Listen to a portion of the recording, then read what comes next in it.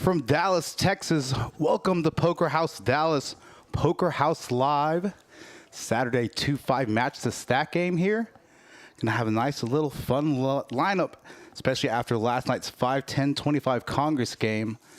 Eddie the Asian sensation in the booth. And again, guest commentator, one of my most favorite people in the world. We have Miss Texas, Kimberly Stone. Welcome to the live stream. Again, in the commentator booth. Let me get you over transition. Now you are on, okay. Over here. There you go. How's it going, everybody in the chat? So today's game, we have a nice little fun little lineup. Some of these regulars that have played our live stream here at Poker House. A lot of them used to the bigger stakes. Have some newcomers here for the first time. We have Aaron Heather Lee from Houston, Texas, coming up specifically for this stream. Actually knows both Kim Hayden and Hayden, playing in the stream today. Dwayne Hicks in the 7th seat, Bridger Mike in the 8th seat.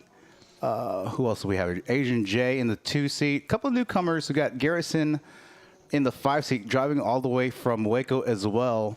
The boy's going to be on his way. Thomas Strong. So a lot of these players well versed in live stream, with the exception of a couple people. I know this is Aaron's first live stream, so it's going to be a fun little action-packed lineup this afternoon, Saturday. So trying out doing a live stream mid-afternoon on a Saturday. Let us know what you think about it. Got 20 viewers in the chat.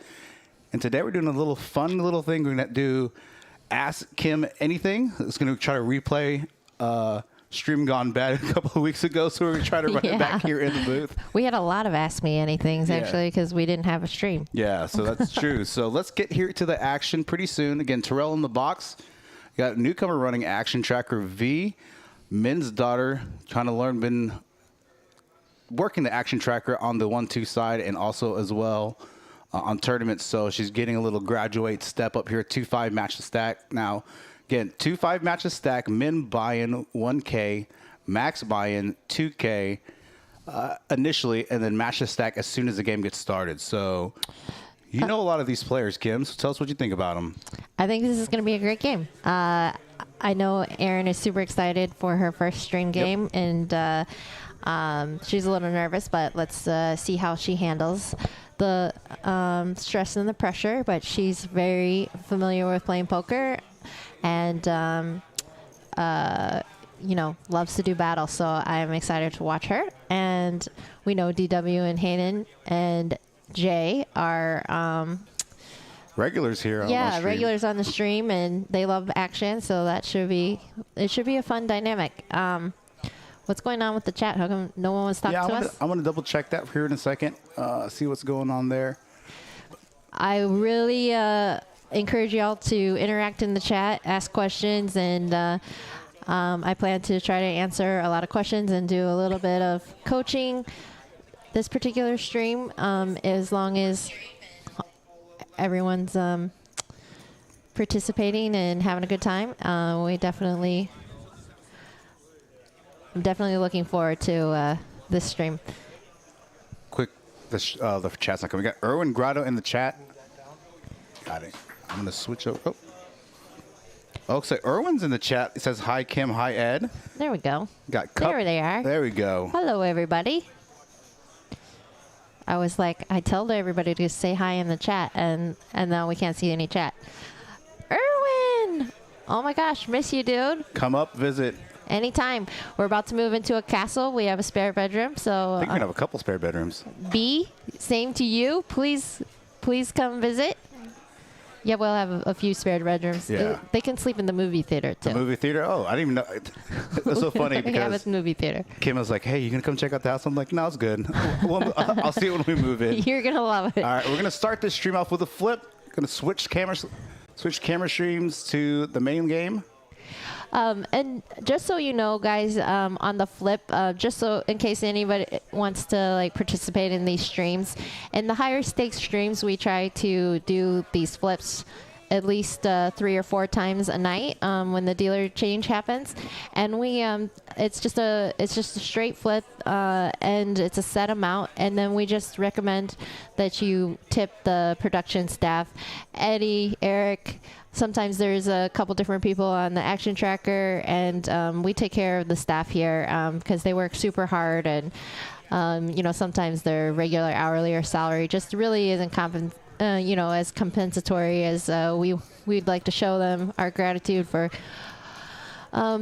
helping produce these awesome streams. So, and at the other place, we do the same thing in the big game. You can say TCH. We don't care. Okay. I don't want to get fired. No. From my current non-employment status here. But anyways, so just always take care of your dealers. Always take care of your staff. Be as generous as you can. Also, I'm not going to lie, generosity goes a long way. So if you want to play in these games, show me you can be generous and you have a good attitude at the table, and you'll always be welcome in a Texas Kim game. For sure. All right, we're going to start that game off with a flip. Aaron winning it with a Broadway, picking up a nice little $350. Welcome to Dallas. Yeah, probably settled the nerves in getting in the actual hand one of the stream. 2-5 match the stack. Minimum buy-in 1K, max initial buy-in 2K. Then match the stack thereafter. Got our first question already in the chat.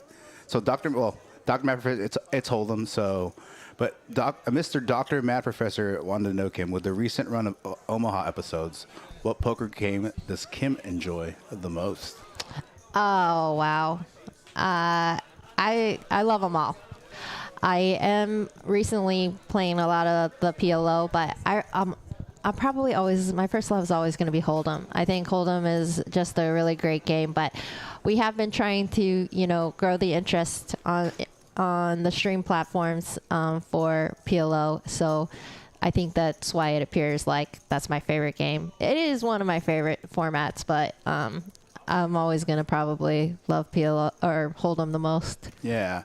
Got some of our regulars. Actually, I love whatever game I'm most profitable in the moment. That's fair enough. Kind of like aces. It's like everybody loves aces, right? Now, Aaron took that hand down pre-flop pocket aces and made it 55. I don't remember if there's a button straddle, but she took that hand down with pocket aces. So back-to-back W's for Aaron there in the 4 seed. Oh, Mr. Texas Kim. And in the 9 seed, it's actually not Hayden 14. We have Mr. Texas Kim going to make it 15 on the button, Queen Jack suited. Oh, gosh, he's going to love that one. Jay going to defend with ace deuce in the big blind, heads up to the flop. Out flopping Queen Jack suited with his little Dewey.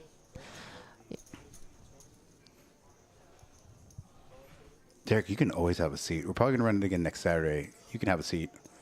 It's yours. Derek, we would love to have you. For sure. If you get your permission from your end to play, you are welcome in any game you want to play over here. We would love you. I would be honored to commentate on my favorite commentator. I'm sorry, but he is my first love as far as a commentator goes. But you're my second. It doesn't hurt my feelings. Okay, good. Jay going to thin value bet here on the river. $15 in the pot, about 7. You're going to take down the pot. Going to get Mr. Texas Kim to fold Queen Jack suited. Didn't have much there on that run out. Got a number of Aaron fans. We got Zach, Abby Weinstein in the chat. Jax? Jax, he's a younger player. He started reaching out in our chats. Has been playing up here a few times. 1-2. He reached out to me via text. So thanks for tuning in, Jax. We have Cup also in the chat. He may be in the room. So we had lunch together. I, again, lost credit card roulette, as usual, so had to pay for another meal today. It's pretty common. Looks like our spare room's going to be full. Yeah. We're going to have a B visit, and then we're going to have a Irwin visit, and then, yeah. All right, another question from Erwin Grotto. Kim, how do I get as good as you? A lot of practice and a lot of losing before there's winning sometimes. A lot of run good. All right, so this hand here, again, V is the first time running 2-5. So, again, some of our live stream rules are a little different from the floor. On the floor, you can do a Dallas straddle, which you have the ultimate last action, or under the gun with the Dallas straddle having the ultimate priority last action. On the live stream table, the software doesn't allow it. So, only under the gun straddle, but you can straddle all the way around as long as, under the gun straddle. So, we're going to have a straddle, double straddle here. Going to get folded all right to T. Thomas on the button with 5s. Going to make it 60. And then The boy just came and sat down in a 3-bet out of the big blind with nines to take the pot down. Nice. It's a nice 3-bet with nines out of position there. It was a 3-bet, right? Not a 4-bet. Yeah, so there was a double straddle that wasn't incorrect. Got That it. was not correctly That's why put it on looked there. like a 5-bet. Yeah. Okay. Well, I like the nines 3-bet there because he's just trying to, if he makes the correct sizing, he's trying to fold out some like king jacks, some king queens, some maybe ace tens and stuff, and taking it down pre-flop with nines there is great.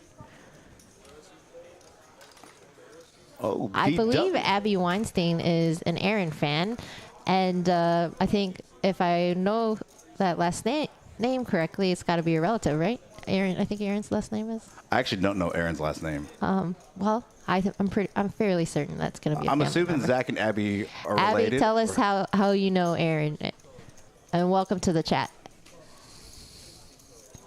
Right, so I think there was a straddle again on this button accidentally. So again, Eric's out there who usually runs Action Tracker. Between he and I, running Action Tracker, depending on who the booth in the game is, getting some practice in with the V, running Action Tracker. So I think she may have accidentally missed the straddle again. So ace on the turn here.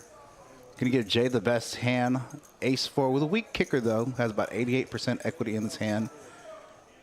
Aaron flopping the best of it. Jay turning the best of it. She's going to barrel on the turn again. And when he calls on the river, see if she can go in the check call mode here. Check call mode, check fold mode. Let's see what she does here.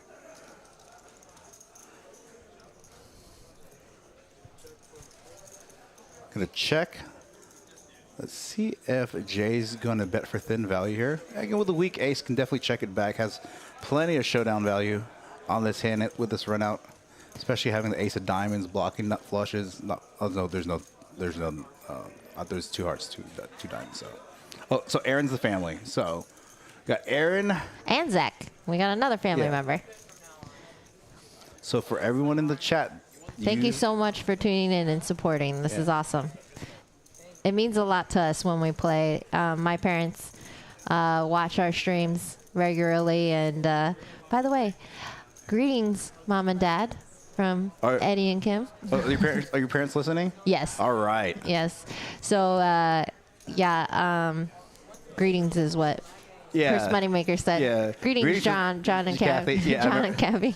Was that the straight flush hand you got? I don't even know what it was, but the point of it was that I asked them to say hi to my mom and dad because they love his commentary. So. I think that was the hand where you got the royal flush and then you overbet pot. And he called you with a straight, and it was like a 4-liner to a royal. And you overbet pot, and he called with this a straight. Yeah. Captain Underpair says, let's go, Hayden. Can't wait for Kim's coaching corner. Love it. Yes, definitely. We're gonna have some fun tips later on when we get some time. Yeah. Especially during the flips and stuff. We're gonna talk about some stuff. It usually takes about half an hour to get to the viewership that we want. So start this. It's actually not uncommon for us to start with about 30 viewers. So again, thanks for tuning in. And it's also an abnormal time that you're streaming. So it could be take a minute for people to realize what's up. And so I think we're wanting to stream on Saturdays, cash game before the final table of the tournament. We're trying to, kind of toy and see what works scheduling wise. So we're still going to be doing Saturday mid-afternoon to early evening. So we're going to toy with the times over the next few weeks. But look for us to continue to start streaming on Saturdays in terms of stakes, probably 2-5 matches stacked with maybe an occasional 5-5-10 or so. So.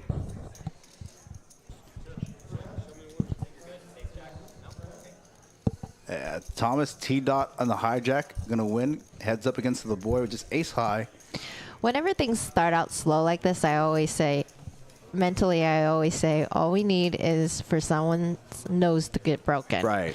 You just need someone to get popped in the nose somehow and take a little bad beat and start bleeding a little bit via the poker table, and then you'll start to see some action. So I think everybody's just trying to settle in, and the action might be a little slow, but I can tell that everyone's just trying to get their feet wet a little bit. Yeah, a lot of these players have played on the stream. Hayden and DW have played. DW's played with you on some other streams as well. But in terms of 2-5 game, a lot of these guys have players and have not played with each other, so trying to get a feel for each other. Kind of, maybe the first half hour, we're gonna look at players and see how they play, see how some hands unfold. This could be shaping up to be a big hand. Thomas is gonna make it. So Jake is probably the straddle, right? Yeah. Okay.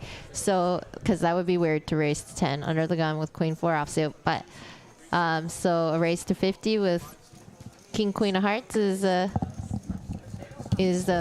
definitely a solid raise. Got 3-bet by Jay to 150. 4-bet. What did we just say? We talked about the action, and now here we go. Now we got a 4-bet by King Queen suited.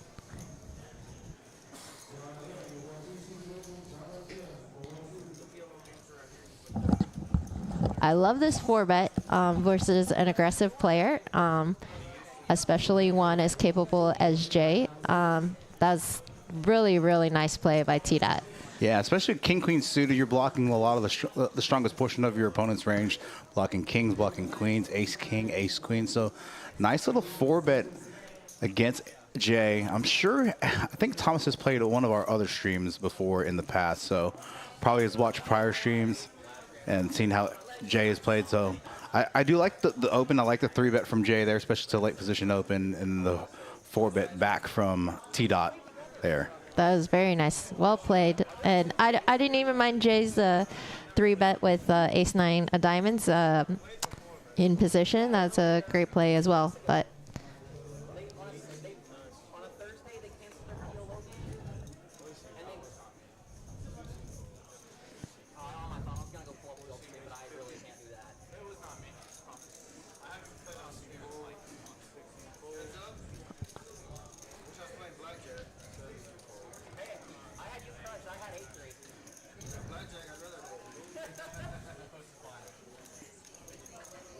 all right, picking up some steam here, some 3-betting, some 4-betting.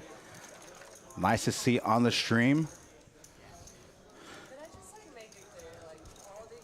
In cup with the hope Jay doesn't have Kim flashbacks from the ace-8 of diamonds. yeah, he already talked about that when I was here. He said, could you please tell Hayden not to be pulling any check raise bluffs on the river today for me? And I was like, if he has ace-8 of diamonds, he will do it. So if you guys haven't seen that little short video clip, Kim, 3 weeks ago, or maybe it was 3 or 4 weeks ago, we ran a 5-5-10 game on a Friday, as we started moving up in the stakes here on the live stream. She pulled off one of the sickest bluffs ever. Basically, stone cold bluff on the river when she check raised on queen, 3, 5, something board, whatever. And Jay had kings, got him to fold kings after like a 3-minute, I think it was like a 4-minute tank, 3-4-minute tank. So, and she showed the bluff too, which was even more gangster. Everyone was egging me on, and so I had to show it. Mr. Texas, okay, gonna straddle. Yeah. So I stepped out and let her know that, hey, make sure you have the straddle on. So, oh, nice flop for good straddle hands. Gonna check probably. For Hayden here. Check for some deception here. Aaron's gonna fire out 20 into 37, just slightly over half pot here. And that's fine. She's in position and taking a shot at this pot. Kind of a connected board with diamonds out there. Mr. Texas Kim with no diamonds, unblocking diamond draws. So going to put in the check raise here. Min check raise. That's very sneaky min check raise. The problem with that is that whenever someone is check raising you for the minimum, generally speaking, it's a trap. And this is one of those spots where, I would have liked to see Aaron just give up there. I know that sometimes when you get check raised by a good player, or a more experienced player than you feel like they're always just trying to push you around. But the reality is that a check min raise is just super, super strong. Unless you think the guy is like a total maniac, they're gonna have it a lot. A diamond comes on the river after Hayden leads 150 into the river to the turn. So gonna bet 200 into 530. See if Aaron's gonna turn her hand to a bluff. She's gonna come back over the top, represent diamonds, and she looks like she is. Grabbing some raising chips. Oh, you bet 150 in the pot. Oh no. I don't think this is gonna work. Not for that size. If she jammed it, if we're going to, Oh, and he's gonna oh wow, it worked. nice little raise from Hayden. Let's see if she's gonna show it. Doesn't show it. Wow, nice play, Aaron. Even against my man, I have mad respects for that bluff. Very, very well played. I love that. I figured she must have had plans to represent the diamonds. Yeah. But maybe Hayden decided to fold because the raise was pretty small, Right. so it looks very like value that's size. super value heavy. Very nice. Yeah, and Hayden sizing on the turn, trying to target a king, and then kind of a thin value bet on the river to target a king there. But when it comes back over the raise, after she pretty much like called his check raise on the flop, you know, it's pretty definitely representing a flush there on the river after the raise. Wow. Yeah. And I don't think Hayden's ever played against Aaron before. Maybe back in Houston, but so. Yeah, it's probably been a while, and also it just doesn't make sense. It was a very similar spot to the one where I bluffed Jay, because the reality is that like if she makes it to the river there, she should have diamonds or a 6 that beats Hayden's 6. So I think that's definitely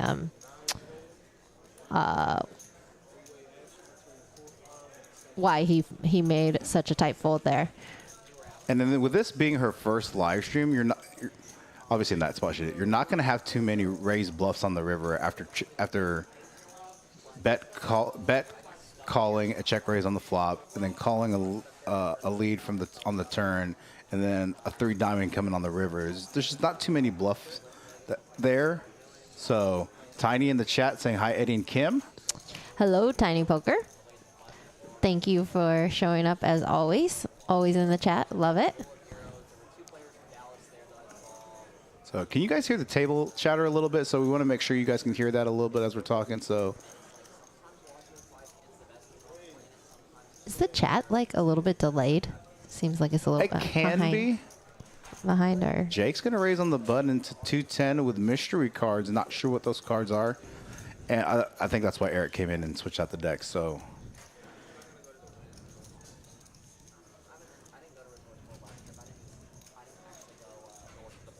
interesting raise there. Garrison flopping top pair. Raise from Jake there on the button.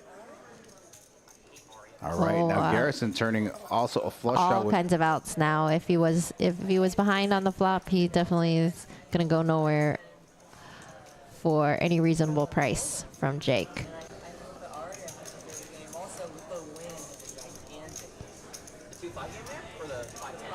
That raise on that board, some potential backdoor straight, not a lot of 2-pair combos out there. He's not going to have 9 deuce, 9-7, especially with Garrison having a 9 in his hand. So it's really representing sets there, like pocket 7s, pocket deuces on the button. Pre-flop action raise to 50 and a call from Jake. Garrison here going to go in the check call mode and see what happens on the river.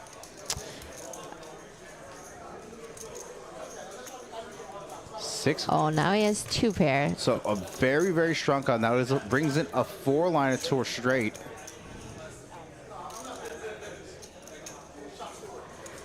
Now, Garrison on this flop.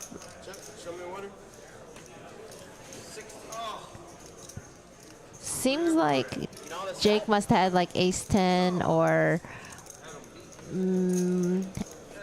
no, ace-9. I mean, like ace-9 or king-9 or something like that. Yeah, ace-9, king-9, and they like spades. Ace-9, king-9 spades, king-9 hearts. Oh, no, on hearts, diamonds. Yeah. Okay, so Aaron, so Abby said Aaron is my sister-in-law's sister, so family and like a sister to me. So Dr. Matt Professor in high tonnage turned up the table mic. Let us know if that's better. Nearly 36 viewers in the chat. And don't forget, for those of you just tuning in the chat, again, this is a 2-5 match to stack here. It's mid-Saturday afternoon. Got Miss Texas Kim Stone in the booth. Her significant other, Mr. Texas Kim, in the 9 seat. Doing a nice little fun episode of Ask Him Anything, poker related, mindset related. So feel free to shoot away with questions relating poker related and mindset related to Kim. So especially during the flips, dealer changes and stuff, we'll definitely be addressing those. So have your questions ready to go. Now, excuse me, I will bring. We all a bunch of us had lunch earlier. Me, you, Eric, and Cup. You know, I want you to go over kind of what you talked about bluffing later. You don't have to do it right now. We still got like 3.5 hours left in the stream, but it's a good point in the 1-2. Yeah, Cup actually brought up a few good points, and if Cup is cool with me sharing them. Yeah, as soon as Cup gives us the thumbs up, then we'll do that. Got Bridge Mike coming back into the game You might now. not want me to divulge his thought process, though. Now, for those of you who don't know, the 8 he just sat down Bridge Mike, one of the best bridge players in the world. So he was finishing up a bridge game on Obviously, his a bridge iPad. game. And for security, integrity purposes, we don't allow any electronic devices on our stream. Okay, so... Oh, I need to give away points. So let me do that right quick. So for those of you that are new in the chat, you're going to see these people do an exclamation point and gamble. It's just a fun little game where you can degen fake points while watching poker. So that's the ultimate DJing game. Oh, look at this. Bridge Mike coming in to the game with Ace King first hand sitting down, Ace King on the button after an open from Garrison in the low jack with King Queen suited.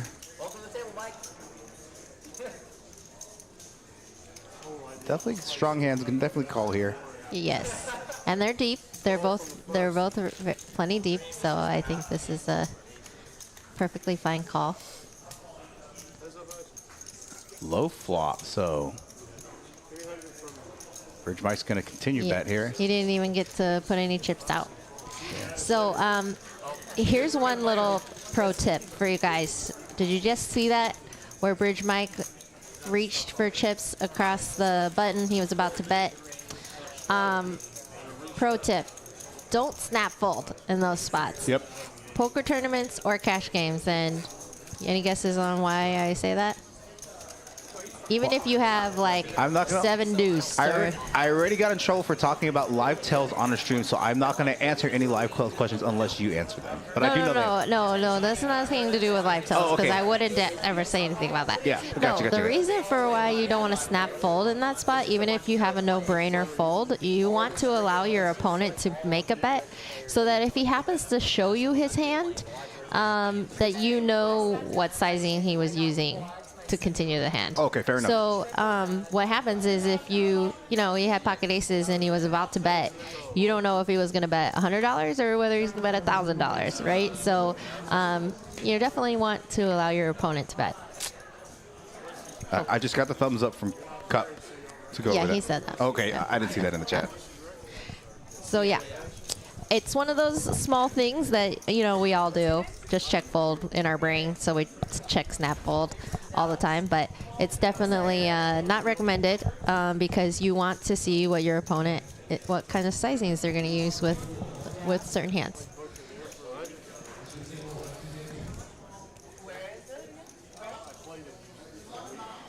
Hi, Poker Monkey. We know you're playing some poker out there. Good luck to you. Interesting fold here from Mike here. He had backdoor. He had 2 overs, backdoor, club draw. Would have liked to see him to float that hand in position. At least I would have floated in that position. Would you have floated in that position?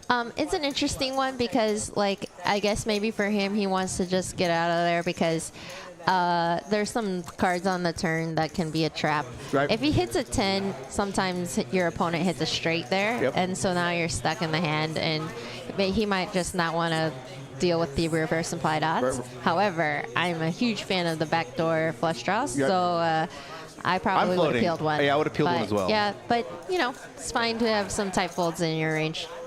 Tyler, good question. I don't know if any games are on. Oh my gosh, my dad is chatting. Hello, Dad. He called me Chris Moneymaker, but I'll take it, even though It's not Chris Moneymaker, Dad. It's Eddie Bat. It's Uncle Eddie. Uncle Eddie's in the booth. Gone. Greetings, John and Kathy, a.k.a. from Moneymaker. All right. No Chris Moneymaker. Go Chiefs. Interesting hand here developing with Jay, raising it aces.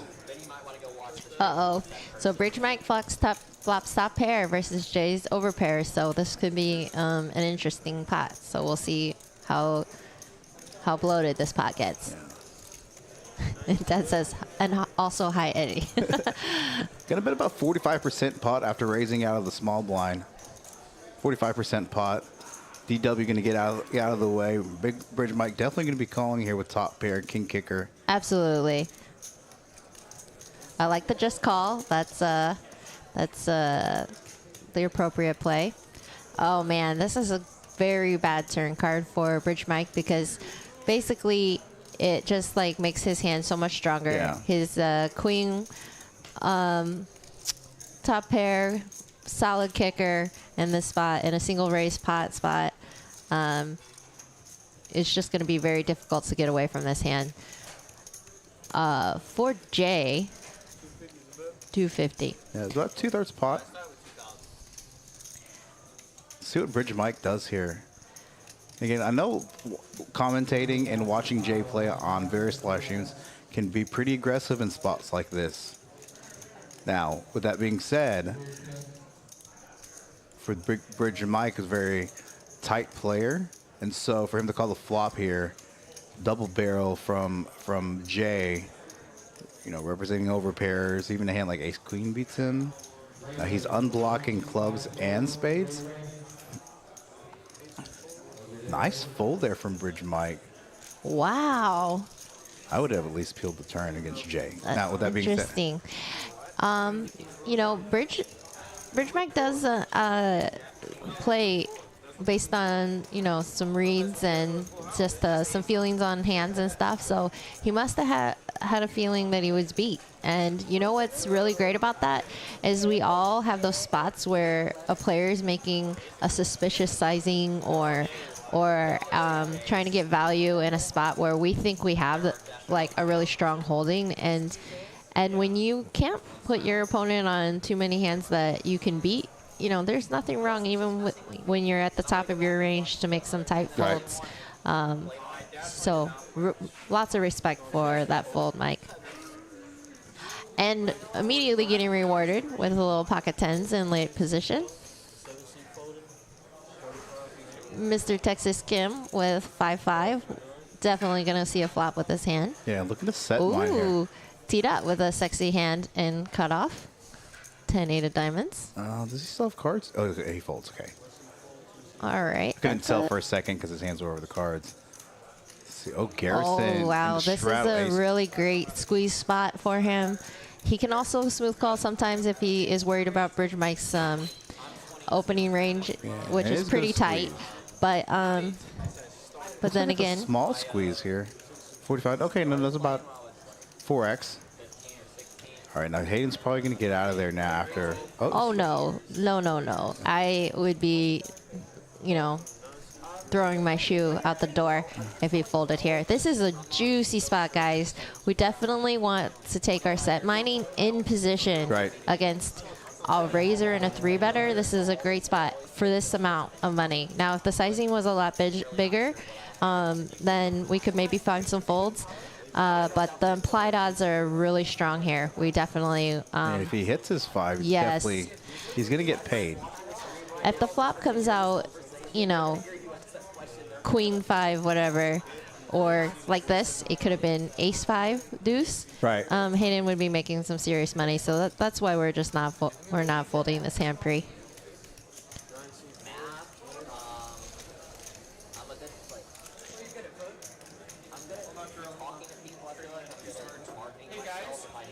Guys, for those of you who are not paying attention, this is a very fragile deck of cards. This is the third card we broke in about 20 minutes. Yep. If you, Uh-oh, they're in trouble.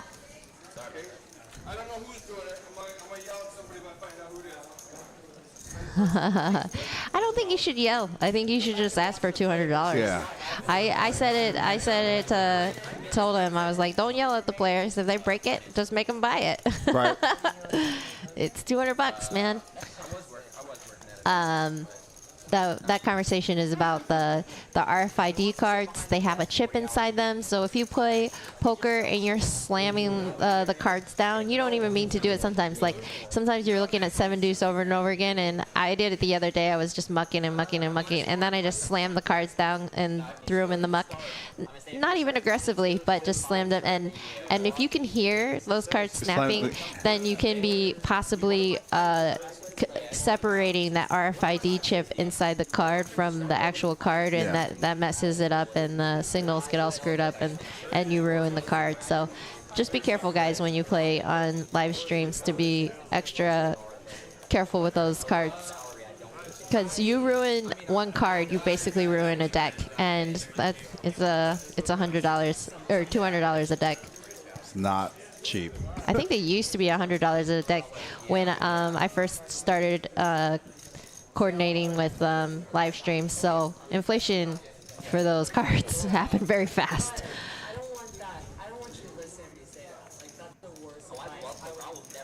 All right, so here, DW actually with the best hand. Both have sixes, has jack kicker. Small size in there, 35. Blocker type bet into about a pot of like 130. Wow, really small bet. Super small bet. Five Just of spades. getting thin value, I guess, and trying to figure out where he's at. Yeah. And he gets a check back.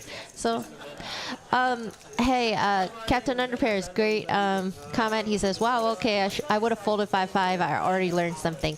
Yes, your best value for set mining is in position against two players that are showing strength. So you have a early position opener, hidden flatted, and then the big blind squeezed. And again, his sizing was fairly correct. It's a 4x pre-flop raise, a little under actually. So that price you're getting, let me think about it. I think you're getting like 3.5 or 4 to 1 on your money to call there, and it's just it's just such a juicy price to see a flop, and you know what he's looking for. It's not like he's gonna go nuts on any other board without a 5 on it. So in position against two players showing aggression, that's too good of a spot to be folding a small pair. Jay in the hijack going to make it 30 after a $10 button straddle. The boy in the cutoff and a 3-bet with ace-10 suited. One last caveat on the set money there. You must make sure that your opponents are both deep enough, though. You want to make the implied value must be there. Right. So if one player is short stacked and you're only going to be making like, you're only getting 3 or 4 times, the pot or whatever to call after the flop, you really need to make sure everyone's very deep and it's going to be worth your while to flop a set.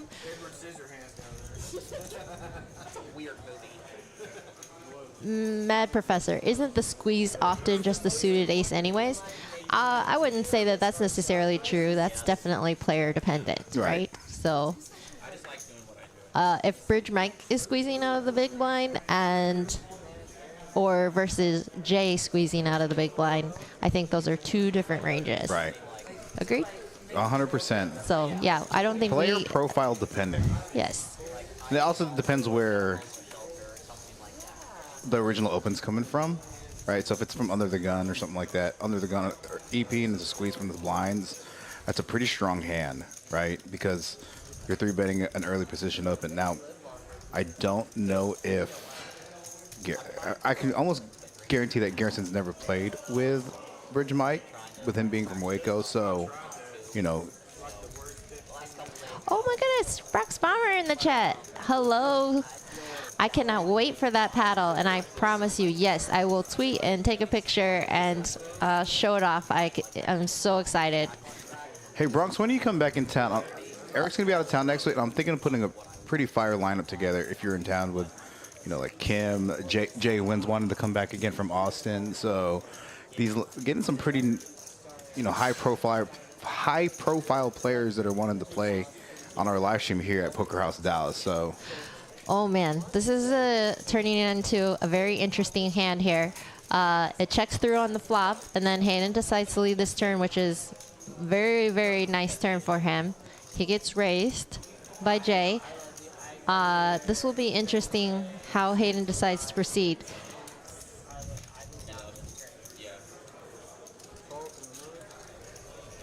Both of them have semi-bluff equity, which is what I call it. gets there on the river. And so, honestly, I think the perfect play for Hayden is to check. And Jay is an aggressive player. I think that he's going to be betting this river a lot. Well, 2/3 pot bet. Normally, I wouldn't be so harsh or critical, but I dislike this bet a lot by Hayden. I think that Jay is going to try to represent this like river a 9 card. Yeah. He's going to try to represent a 9, or he's going to try to represent a flush, backdoor flush, which is what Hayden has. I will say one thing though. Jay might want to be a hero here and call with the 5. He might think that Hayden has some missed diamonds. Yeah, missed. And maybe his 5 is good. So this is what happens when two solid thinking players decide to do battle with one another. And with him having diamonds, he has a lot of the draws there. Yeah. So it's tough to call because he has the hand that Hayden should have. Correct. Right. So.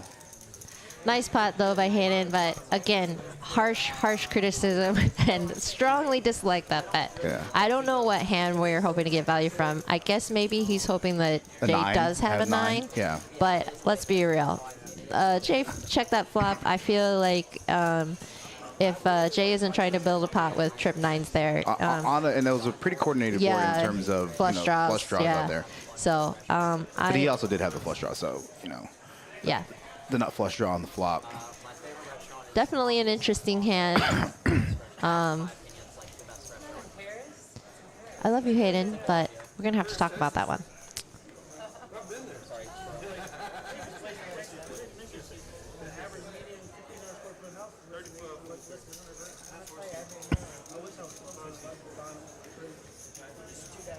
All right, the boy going to make it 35 after a $10 straddle.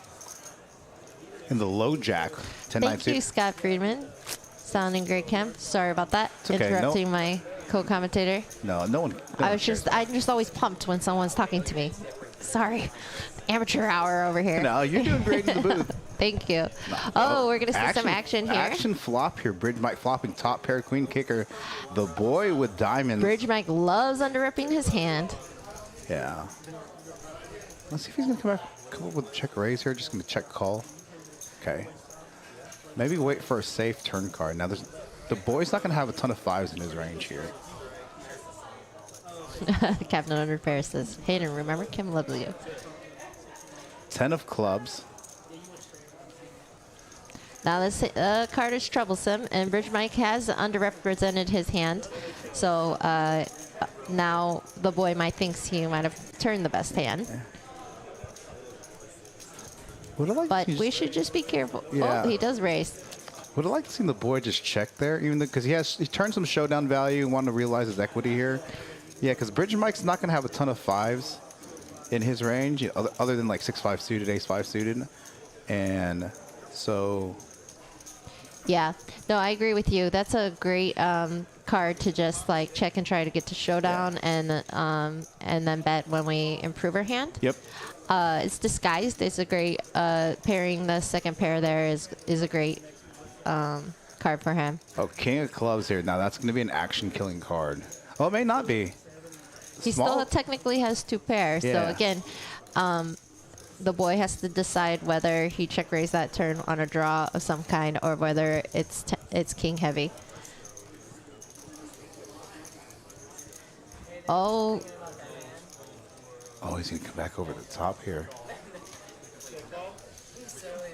Raise and a check raise. It's going to be a check. Okay, so it was, sorry. Bet and raise by the boy. Going to try to represent that king there. Going to get snap called by Bridge Mike. Very, very aggressive raise on the river. Okay, so let's talk about that hand real fast, as quickly as I can before the next hand starts. raising that river there is not great. Because you're not going to get called by worse. Well, you're never going to get called by worse, and you're always, always, always going to get called by almost everything else. So he's hoping to get Bridge Mike off of a 5 and representing the king. But for that particular price, it's a little bit difficult to bet like 25% or 30% of a player's stack and expect them to be folding. Right. If the pot was super bloated and he could check rip for like a player's entire stack, that is a much better bluff, because like a player might not want to commit their entire stack to an under full house like that. But again, Mike's range holds so many kings in it. We're just not getting him off of a king ever. So like, I think that trying to take that particular spot as a bluff is not going to work most of the time. I do give him props for trying to make making an effort. He really thought that Mike had a 5, I'm sure. Otherwise, he wouldn't have attempted to do it. Fireworks hand here. Aaron opening under middle position. The low jack with 10s getting a 3-bet by Garrison in the high jack. Look at these hands. Kings. Premium on premium on premium. This is going to be ultra problematic for Hayden. Yeah. He's going to come back and 4-bet to 460. 450. 460. And Aaron can't like her 10s there after very, very nice laydown by Aaron. Super solid laydown. I love it. See if Garrison's going to come back in a 5-bet here, or just call. So there's multiple streets of thought in this spot. Right. You can call with your entire range here to disguise your hand and to allow your opponent to have to bluff when you're in position like this. This is a good board for Harrison with kings.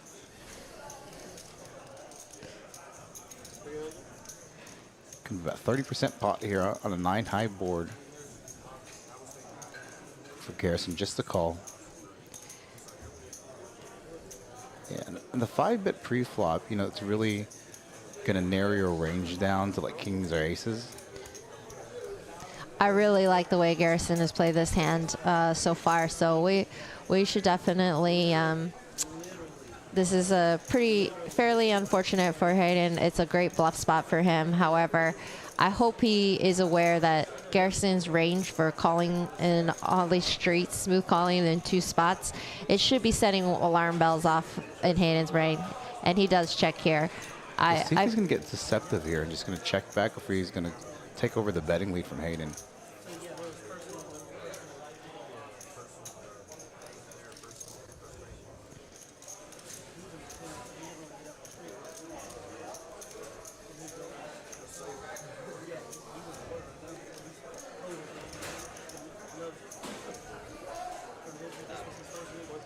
Going to bet 2/3 pot here.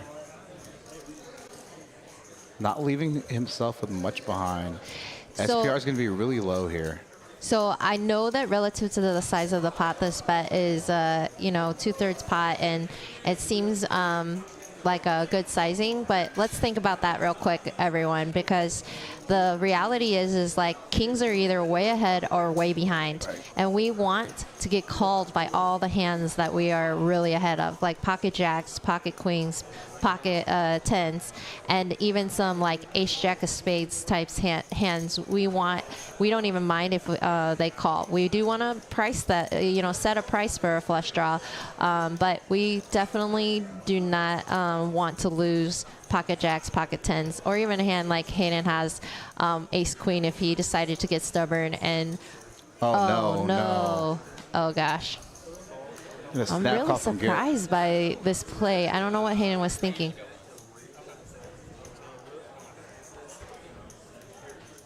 I think he knows he got caught with his hand in the cookie jar. 3 of diamonds and the river doesn't change anything. This is an interesting check rip. There wasn't a lot of fold equity. Hayden must have had a read that Garrison was bluffing, maybe. I'm not quite sure what happened here, but definitely an interesting hand for us all to like think about, because again, when you're playing really bloated pots with big suited aces, and we do need to have some bluffs in there. We do also need to have some folds when we realize check folds when we realize our opponent isn't going anywhere. So And again, with him cold calling that 4-bet out of position. Mad Professor says Hayden has no equity. He definitely has equity. He has three aces for equity. So 3 aces is definitely not no equity. So not a ton of equity. Yeah. But not a lot of equity, but yeah. Yeah, but I will say 3 aces with 1 card to come has still got a lot more equity than 0. Yeah, and that's a tough hand there. Again, with Garrison cold calling Hayden's 4-bet, a 4-bet out of position. So Hayden was out of position, 4-bet with ace queen. He's not cold calling a 4-bet though, because he was the 3-better. So cold calling means that you put 0 chips in the pot at this point. That's correct. And you're calling. Yeah. So when he is the 3-better, and then he's cold calling. Yeah. I'm sorry, and then he's calling the 4-bet. The 4-bet, correct. So correct. His hand can have a ton more hands than you think. Right. Again, with the sizing and the way the hand's playing out, I would have thought that Hayden would be a little bit suspicious of Garrison's smooth call. Right. Twice it looks really, really strong. Yeah. But I don't know. Maybe they have history that I'm unaware of. And this is the first time I've heard of Garrison. Eric had said, hey, there's a guy that, misdeal, that there was another guy that from the Waco area that wanted to play. I think he was playing, he's playing another stream, I think in the Waco area. And so Eric put me in touch with them. So as we're building these lineups here, you've seen the list that our 5-5-10, 5-10-25 list is now like 30 plus. I put together, because I've been getting a lot of requests for a 25-50 stream. Yeah. That list is like 18, 19 players. So I'm trying to address Mr. Mad Professor here. He's been talking a lot about throughout this hand. And Mad Professor, normally I like your critiques and criticisms of the hand, but this particular hand, I think you're a little bit, maybe you're misunderstanding. Hayden's line is representing aces, kings, queens. So his story is extremely credible. The problem is that Garrison holds one of those 3 hands that he's trying to represent. So his story is totally credible. He just got caught. And again, I think Garrison played his hand perfectly as a trap. And other than I think his sizing on the turn was too large. But given his stack to pot ratio and also the fact that he should know that by the turn that Hayden is bluffing. So, I definitely think that it was an interesting hand all around. Just one of those spots where we've all had them. We try to represent the exact hand that our opponent has, and guess what? They don't fold when you do that. We've all tried it for sure. Oh, Aaron binks a nice 7 here for 10s full of 7s. And same thing here. She should keep her sizings a little small. Let the spades, the single spade holdings and some of the straight draws try to come in. Let's see if the boy tries to turn his hand into a bluff. He has a nice open-ended draw. But again, we want to keep, when we have super nutted hands like this, we want to keep our sizings smaller so that our opponents can call with all their worst hands and their worst draws.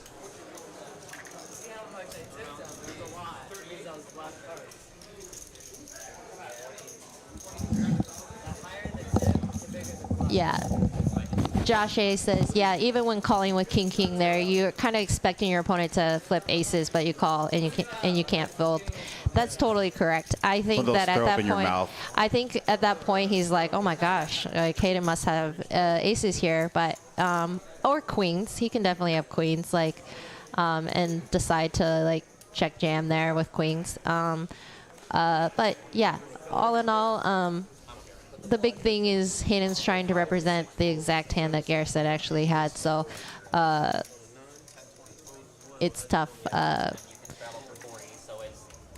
it's tough to see it when you see, you know, someone you care about bluffing like that. But the reality is that like we've all done it. Like we've all tried to take the same bluff lines like that and run straight into the nuts. I've tried to bluff people off quads like at least 3 or 4 times in my career. I've done that before as well. And let me tell you, they do not fold. Like I'll overbet pot snap call. I'm like, yeah, you're good. Like, yeah, you're good. All right, it's gonna go 3 ways to this flop. About $230 in the pot. Aaron currently with the best hand with 4s. I didn't see the pre-flop action because I stepped out the booth for half a second, but she was in the. Looks like it was a double straddle. So Jake's gonna try and steal this pot here. 175. Pretty big bet there on the flop. Aaron, a non-believer, getting calling chips with pocket 4s. No, because they don't tip in their own country. It's not normal. They're bad. And if they act like Americans, I don't think they're. Uh-oh, we got political talk. I love that conversation I was listening to. Yeah. It's an interesting conversation, though, honestly. See if Jake's going to double barrel here on the turn after the queen hits. Is going to continue to barrel. We're going to bet 300 in about 600, just under slightly, so just slightly over half pot. It's going to be tough for Aaron to call here, but still non-believer. Oh, is she grabbing check raising chips? She grabbed the blacks and grabbed the greens. Weird SPR here. She's gonna have to check rip. You know, she does have the effective stack size 175. This is an interesting hand. Erin is going to turn her hand into a bluff possibly, when she actually has the best hand. But I love it. You can't just call. I mean, you don't have anything, and you don't even have a club to back up your and hand. she comes back and basically puts Jake all in with 4s. Again, she does have the best hand, as we can see. Wow, this is an incredible play. Like Sick play here. Has no relevant blockers. None. And the thing of it is like Jake, his bet looks super strong because it looks like he has no fold equity. Yeah. But in fact, he does because he doesn't have the hand he's representing. Yeah, what's funny is Aaron thinks she bluffed them, but she had actually had the best hand. When she goes back and watches this, she's going to be like, wow, I got 4s with the best hand there. So yeah, but she definitely has to play her hand like that. If we're going to continue in the hand, we definitely need to be raising. All right, we're 20 hands already into this stream. 2 5-match stack started about an hour ago. Let's take a look at these chip stack sizes right now. Garrison, big winner so far, 57. Again, the max initial bind 2K, min bind 1K. I think everybody at minimum bought for 1,500. So we got Bridget, Mike, and Garrison towards the top. Hayden about 3K now. So up, and the hand started. So don't have.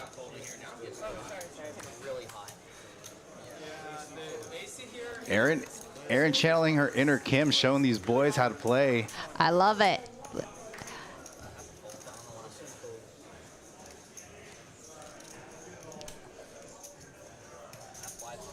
All right, so Hayden's going to open up the cutoff with King 5 suited. Small folds all the way out into Jay in the small blind. Going to 3-bet with King Queen off.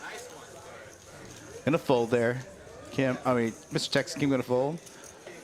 Jay going to pick up a nice little small pot here at the beginning. All right, let's take a look at these cumulative winnings so far. All right, Garrison and Aaron, the big winners so far, about $3,700 up for Garrison. Aaron, $1,400. The big losers so far on the stream of the boy, Jake, and Mr. Texas Kim, respectively. Still a lot of poker left to play, only just an hour into the stream. Another 3 hours left.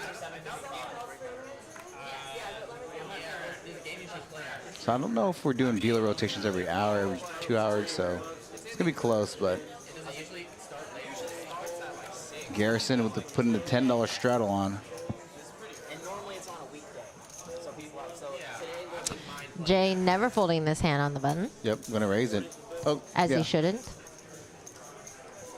After stream, this is going to turn into a 5-10-20 game. Another thing that you guys can do is you can size up on the button when it folds to you. If you have the image of being an aggressive player, or maybe like it looks like you might be tilted, sizing. If you're going to size up, you know, in an unbalanced sort of way, you definitely want to do it on the button, because it is very tough to play against you in a raised pot or a 3-bet pot on the button in a bloated pot. So definitely Look at this. you can take some. There's a raise from Jay on the button. Garrison understraddle, squeezing with 10s. Jay thinking he may be just squeezing there out of the straddle to his late position open. Going to 4-bet ace-jack offsuit to 550 after a 3-bet to 200 from Garrison. Garrison getting hit in the face with the deck. Going to make the fold here. Very nice 4-bet by Jay. I like the aggression. He's using the ace blocker, which blocks a lot of Garrison's strongest holdings. So, and even the jacks. So, the jack blocking Garrison's possible continue with jacks. I wonder if Garrison would continue with jacks. That would have been interesting. Again, I am willing to bet that Garrison hasn't played against any of these. Now again, unless he's played down the road at Texas Card House when he comes in visits from Waco. So again, driving up specifically from Waco for this stream. Now a lot of these players have like contact because they want to play like the 5-5-10, 5-10-25. So I was telling some of these players, hey, look, I don't know who you are. If you're okay with taking a shot at 2-5 match stack, just so I can kind of, you know, because we want to put vet the players. Yeah, you kind of want to vet. You don't want to just throw anybody on our stream, especially as our streams have been picking up steam, you know, over the past couple of months. So I was like, hey, if you get, not even if you do well, but you know, personality-wise, you get in the mix, Really, you tip well. we're just trying to protect the fact that we have such a great lineup of fun players and businessmen that are here to have a good time. We really just don't want to ruin that dynamic by bringing just anyone in. And that's why people are just saying like, well, how come I don't get on the stream or whatever. I mean, we need the players to be pleasurable to watch as well as to play with. You guys don't want to watch some angry, silent, or loud, obnoxious player, or maybe you do, you know. So that's to some people's taste, but we definitely just want to protect the integrity of the stream and 100%. the viewers and everything else. So that's why not everyone is, you know, invited to these streams. So Dr. Matt Professor with a good question, asking Kim, do you and Mr. Kim discuss other players' live tells amongst yourselves? I mean, if live tells were a part of our game, we would definitely talk about it. We talk about all aspects of our poker games with each other. Hayden has a unique perspective. I have a unique perspective. We're definitely actually we were playing a game yesterday. We were playing open face Chinese poker on the phone just for fun with one of our friends. And on the phone? Yeah. For money? No, just for fun with one of our friends. And I had a unique spot, and I was like, Hayden, come up here. And I just asked him about a spot, and I just said, I set my hand like this. What do you think about that? And I definitely think that it's just a really powerful dynamic that we have, that we're able to bounce ideas off each other. And we even talk to you about stuff too, don't we? Yeah, so I was joking with Cup, you know, Cup's, I don't know if Cup's still in the room or not, but, you know, we were just talking about, you know, me working with you guys, especially living with you guys. And I was just joking. I was like, I'm not that good. I'm just less bad than I was a year and a half ago. You? And, yeah, no, I've gotten a lot. I've gotten a lot better. But, you know, Cup has kind of like recently kind of, you know, tapped both you and Hayden for coaching services. And it's like, yeah, I've had that for about a year and a half. So, and, you know, I've showed them. I show very few people kind of like my numbers, unless they're like really, really good friends. Not to brag, but more of like, hey, like, look where my game has gone working with Kim and both you and Hayden. So, made a lot of progress there. So, I'm not sure what happened here. Yeah, so- we got a 3-bet bluff with 7 deuce on the button. Now I think it would have worked if Jake didn't have kings on the button. Is this 7 Or deuce kings game in off? the. Yeah, it's 2 kings. It's just ace king. I love it. Nice question. I love it. She's like, ah, darn, I guess I will. Let me double check to see if the 7 deuce game is on real quick. Just open the door real quick.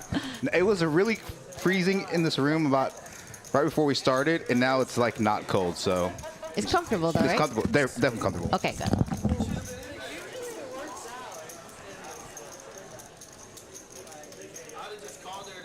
Hi, Gwen. Gwen says, this is Garrison's wife. He usually does play at TCH Dallas when he goes up there. Nice. Well, we're happy to have him on the Poker House stream.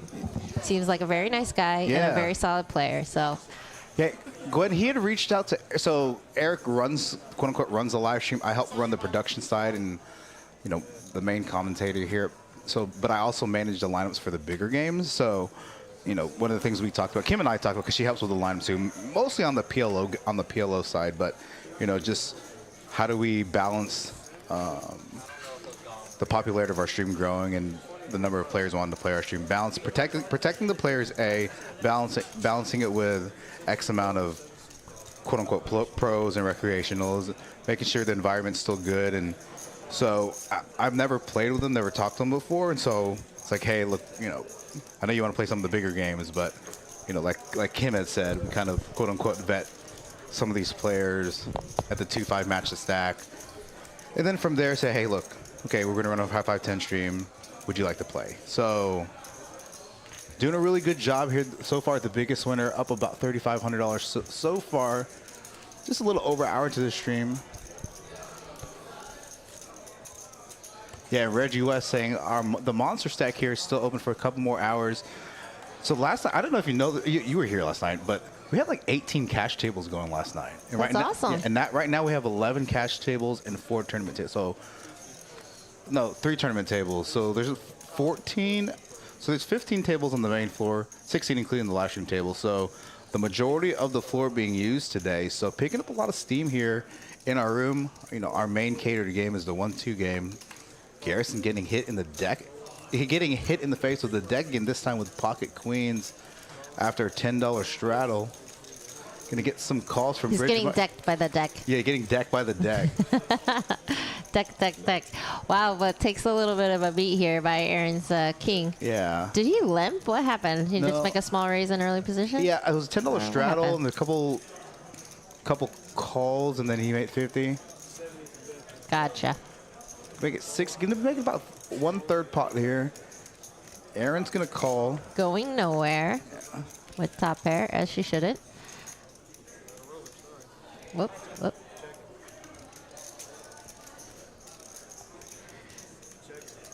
He's gonna go check. That's a very nice check by Garrison. Oh, he gets there for free. Yeah. That is definitely a solid check. Like sometimes it's tempting to bet one more time when you have like a second pair type hand. She's gonna block bet the river here, 4-liner. I don't mind this Yeah. block bet at all as long as we're planning to fold. So we need, if we get raced, we definitely are not going to be happy if we're raced here, but we should just plan on folding. Yeah. And I think she's aware of that. Yeah, and he has a lot of the pocket queens, a lot of the king queens, ace queens here after raising it. And checking turn. Yeah, checking turn. Well, maybe wanted to realize his equity on the turn. Hopefully big card of the card that he was looking for, a jack or potentially another queen. Good fold there from Aaron, realizing the situation. Garrison winning another nice pot here. I drank way too much coffee. Very nice fold by Aaron, though. She made the block bet with the intention on folding, so that was really solid. You know, those block bets serve a number of purposes. One is to potentially get some thin value for maybe a worse king or maybe a jack there, or if you get raised there, you know you're generally beat because you're not. You know, I can tell that Garrison is a good player, and so you know, obviously he had the straight river, the straight. Could have Oh my sensed gosh, that. queens again? Golly. Good lord, Miss Gwen, you might be his lucky charm. He's just running over this table right now now, with Gwen- premium hands and premium spots. Gwen, if Garrison continues this streak for the stream, He's uninvited. yeah, no, No, I'm just kidding. he needs to buy you some jewelry. Yeah. Don't tell him I said that when he comes back and listens. All right, DW flats in position with eights. I don't mind it. Look for Aaron to call here. Yeah, I'm gonna get a hand that can flop very well post flop, make flushes and make wheels, and gets a really nice little flop here. This is a great flop for Garrison's hand. Yeah. He has the queen of diamonds, so he's blocking some of the draws. diamond draws, so he can carefully extract value. Yeah. Nice sizing. Yeah, like sizing here. Oh my goodness. And D-Dub's gonna come out and raise it. And DW is played pretty tight, so this is going to be a little bit concerning for Garrison, but I fully expect him to continue in the hand. Let's see his stack to pot ratio. So Now DW plays some of our big games too. 5-10-25. He was slated to play the round of each game, the 5-5-10 PLO and the 5-10-25. Yeah.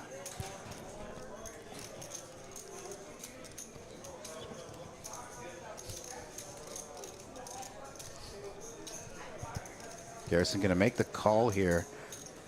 Hand's too strong to fold in this spot.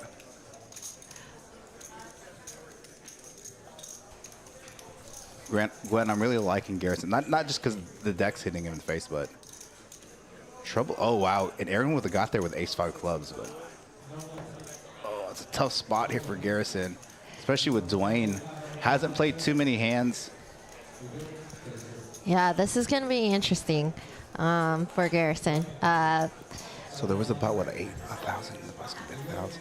But it's 1,000 into I 1,200. think he has more than 1,000, Yeah. but which makes this call a little tougher. Like SPR about 80%, 0.8.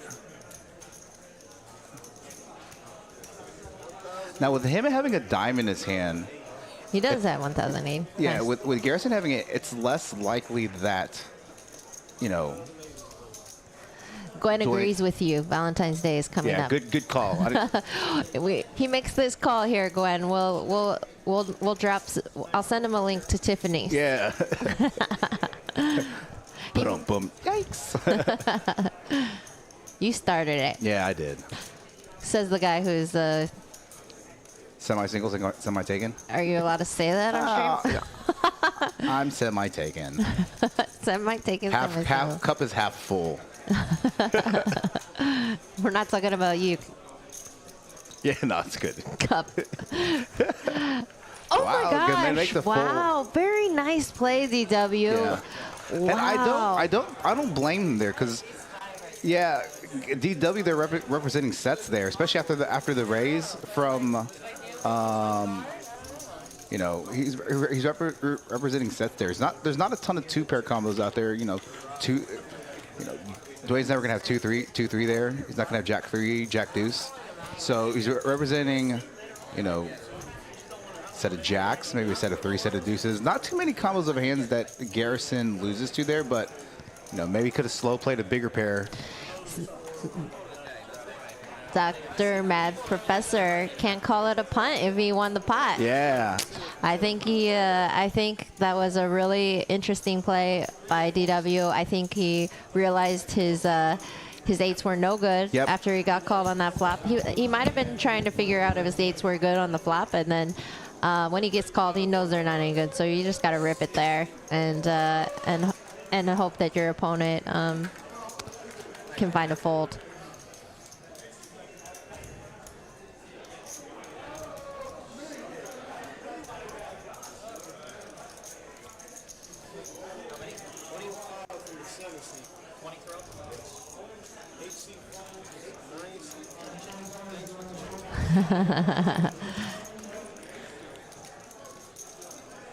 All right, let's see what we got.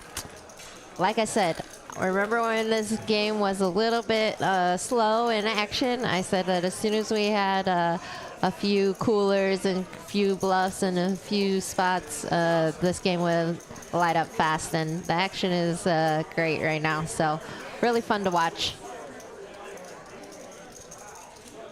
We'll see if Hayden recovers from his bluff loss. I know for him, it's tough. He's tough on himself when he makes a mistake, and so we'll see if he recovers. I definitely know he's capable of coming back and winning a lot of money in this game. I do. Oh wow, nice flop here. We have Jake flopping bottom 2 pair against Garrison's 2 overs.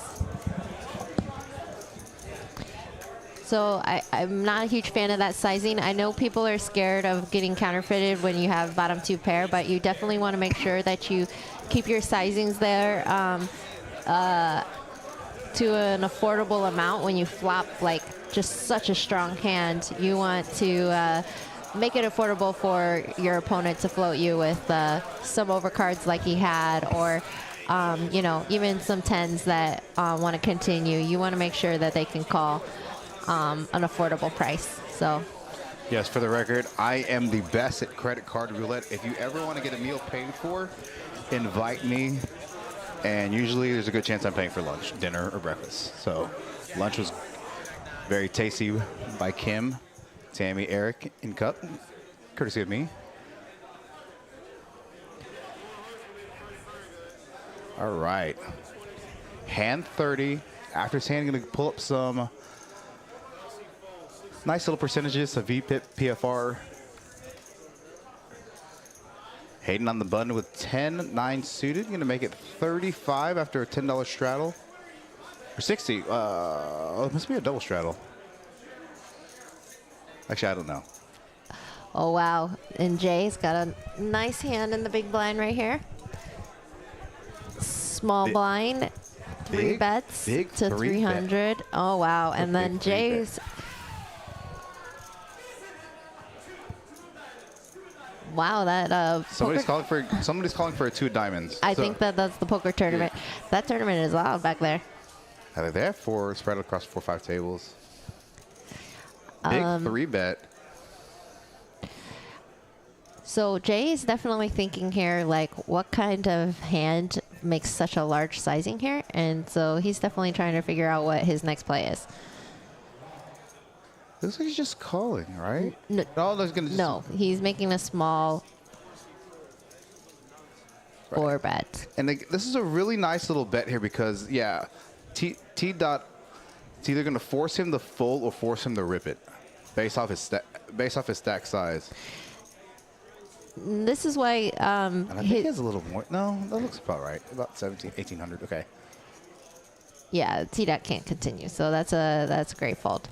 I will say though that sizing is not great from Jay, in the sense that if T-Dot has a hand, he can potentially have some ace king, ace jack suited, some suited connected hands, some big cards, some pocket pairs that he gets a really great price to peel the flop. And even though queens are fairly strong, they're definitely vulnerable to an ace or a king over, and you're just letting your opponent peel the flop for a pretty good price. Right. So I think it's interesting. I think T-Dot's stack is a little difficult to play versus for the 4 bet there, but Right. which is probably why he wasn't sure about the sizing. I'm not quite sure about the sizing either. It's an interesting spot. Yeah. I think it was a sizing to force him to rip his stack, maybe with like jacks or something like that, ace king. All right, so here are VPIP percentages. Aaron, Garrison, both above 40%. Bottom 3, Jake, Mr. Texas, Kim, T-Dot. Everybody else in the high 20s to the mid 30s. Kara in the box, quickly moving her up here. I know she's one of the favorite dealers here. She's picked up dealing on the live stream. Had some trouble, It's totally different dealing on the live stream versus the regular, outer floor tables, because just the size of the cards and,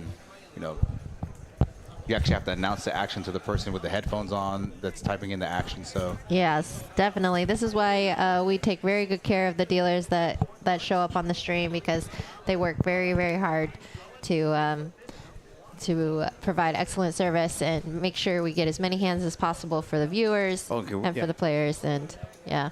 Doing another flip on the dealer change. Quick, while we have just a flip, we don't need to sweat Question. any of this.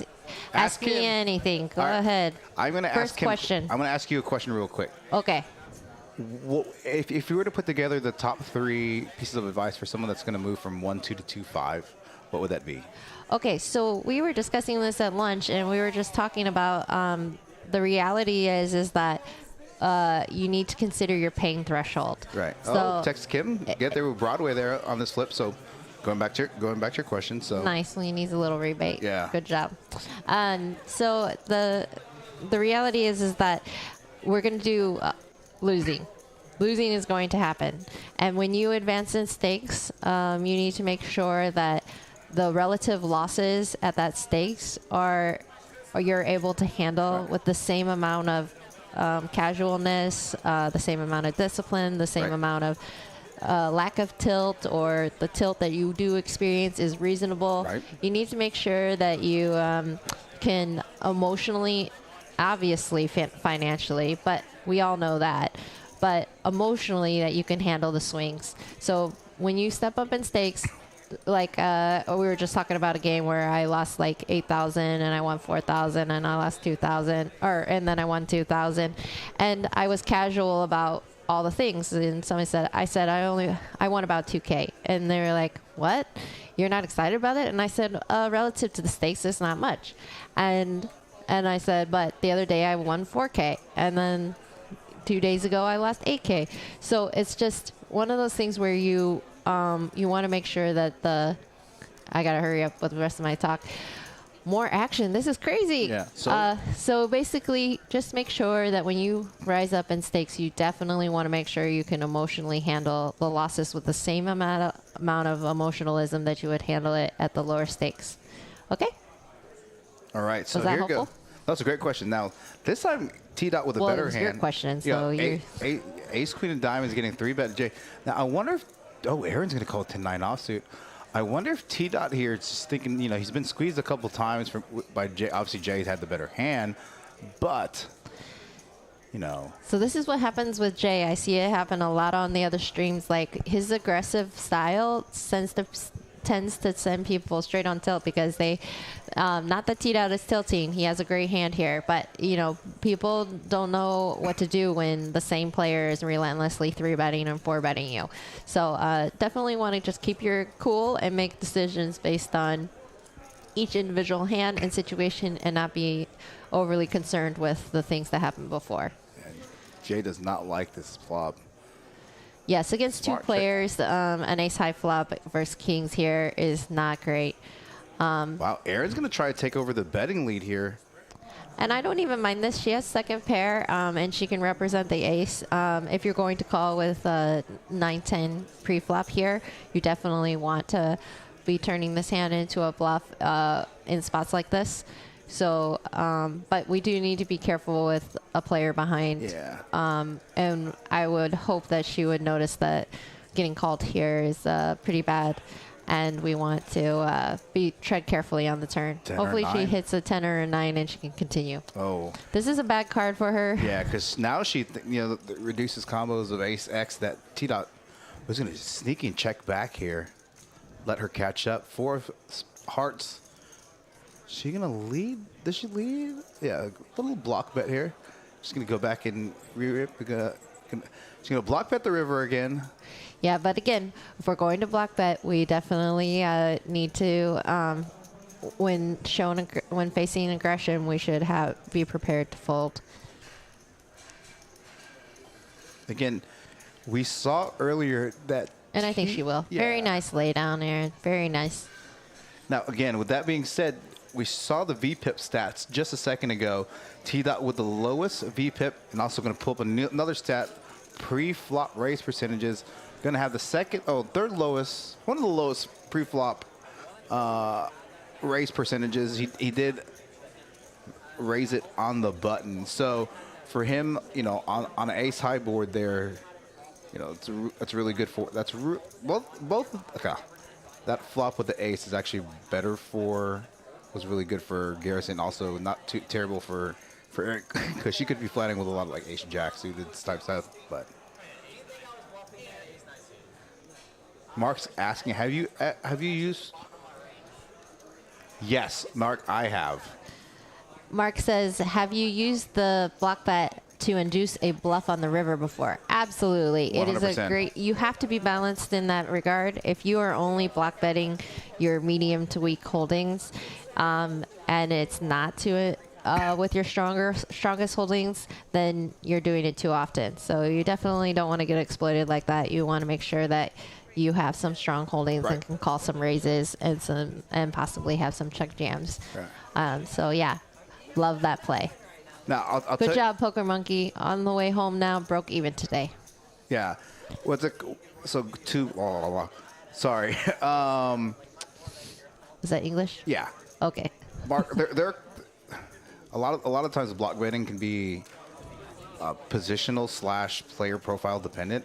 There are times where I've block bet to induce a bluff against a thinking aggressive player, right? Knowing that they think I'm block betting. Now, I won't block bet against certain play profiles, right?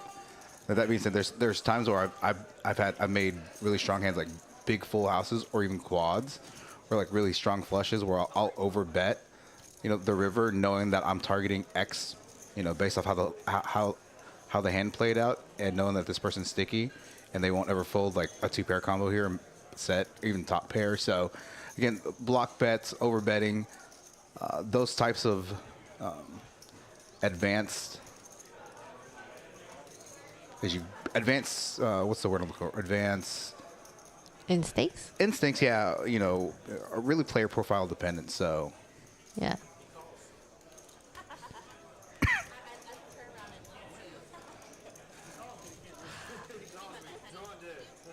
Poker Monkey says, I'm thinking about playing the 1-2 live stream on Monday. You should. Well, I'd love to. Are we doing what we talked about doing on Monday? We do move this week. Oh, yeah. Oh, no, I see what you're saying. Yeah. I vaguely recall your text about that, so we'll have to talk about it. Yeah. So we'll let you know. Yeah. I guess it really depends on your lineup. No, but we'll talk later. We'll talk. Okay. We'll talk. 60 viewers in the chat. Again, thank you joining us here this mid-Saturday afternoon. Again, decided to put this 2-5 live stream matches stack.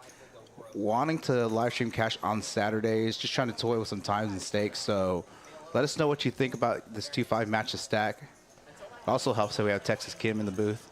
No one's here to come listen to me, so they're used to me. What? Just kidding. We make a great team. No, I agree. All right, so let's see the action on this hand. We are in hand 34. A lot of people with a lot of stuff pre-flop.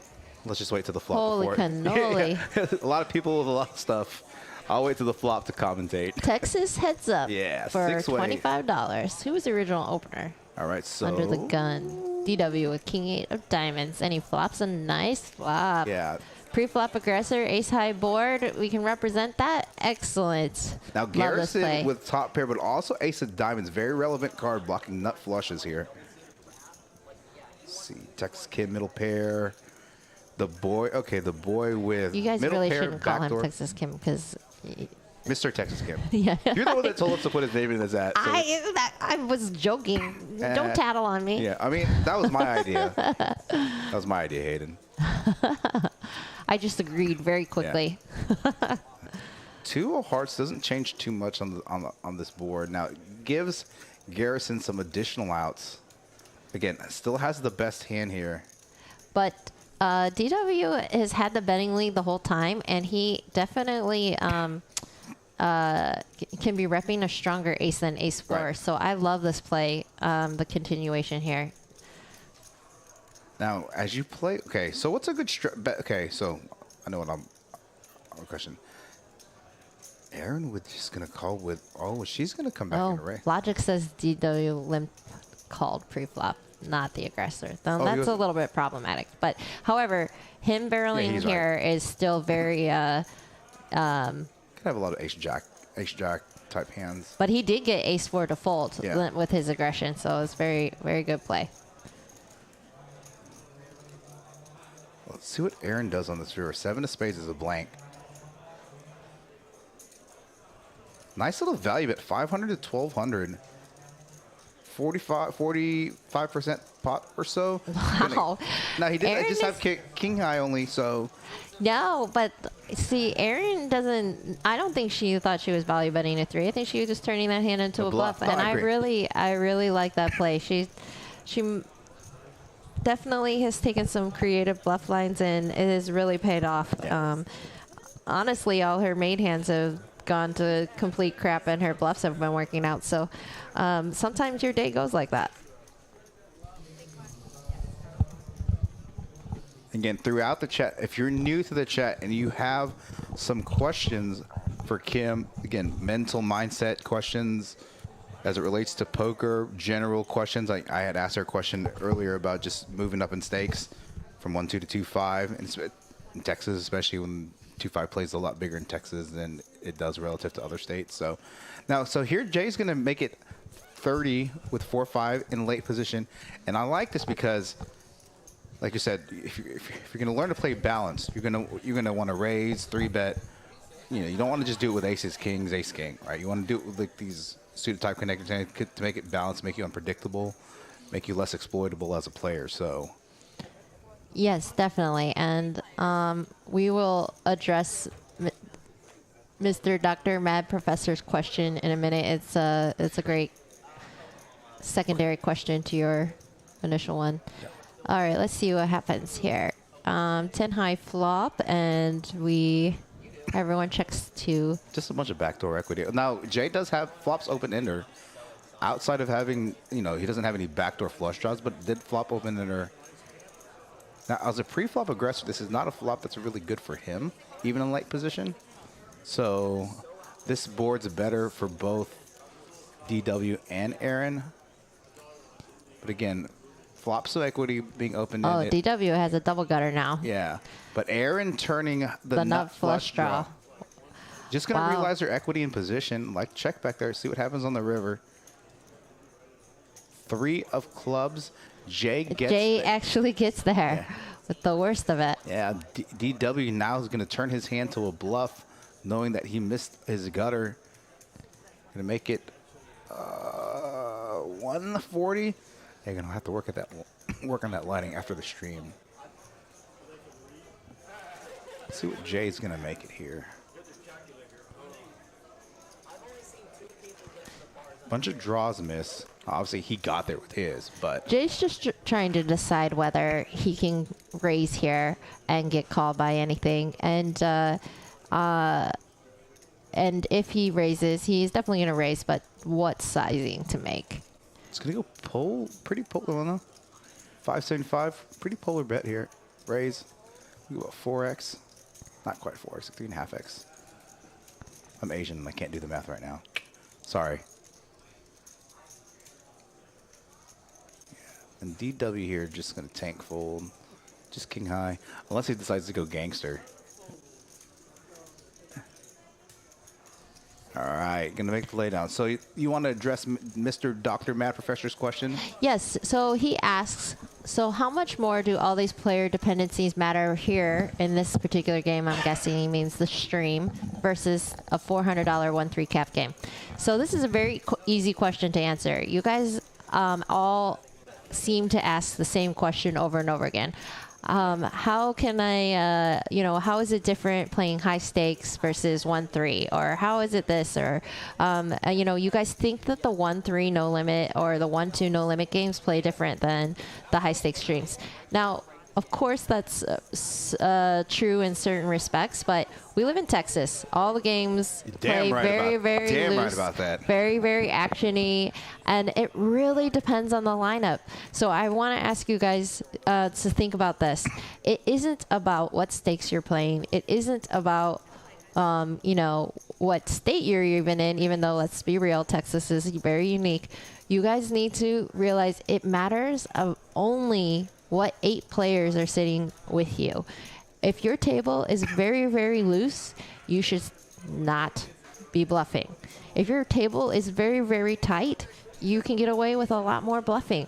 So the reality is like, I just want to ask, are your 1-2 games very, very loose? Then yes, if your 1-2 games are regularly very, very loose, then you should start learning in a style that gets value and gets paid when you make great hands. If if the games you play in regularly are very, very tight, then you should be working on a style that suits that particular game. But the reality is like all of these strategies are relevant and they're player dependent, they're lineup dependent. You need to be paying attention to who's in the blinds when you're 3-betting the button with Jack-9 suited. If the players in the blinds are extremely sticky and they're going to call the 3-bets anyways, then you're bloating the pot with an inferior hand. Maybe you shouldn't be doing that. But it just depends on each individual game and the lineup and where the players are sitting and where your seat is at the table. Pardon me. Yeah. So, are the things that I'm saying to you right now relevant to your games? I believe so, because all the games, like this game, is very, very action-packed.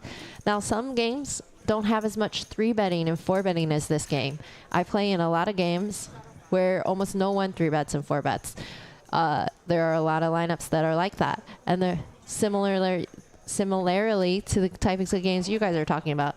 At the 1-2 tables, how often do you see 3-betting and 4-betting? I'm going to guess not very often. So, again, you're going to adjust your game according to and your strategy based on who's sitting at your table. And it doesn't matter about the money. It matters what your strategy is based on your opponents. That's all that matters. Now, to add on to what Kim said, one of I've been working with Kim and Hayden now for about a year. Now, I used to say a lot of fishy things, especially before I started working with you guys and studying and getting volume in. Oh, you love this story. Yeah, and well, there's a lot of stories. One, but no, He always makes me sound mean. No. But I would make comments like, it's hard to like watch these bigger stakes because they don't quote unquote translate to 1-2.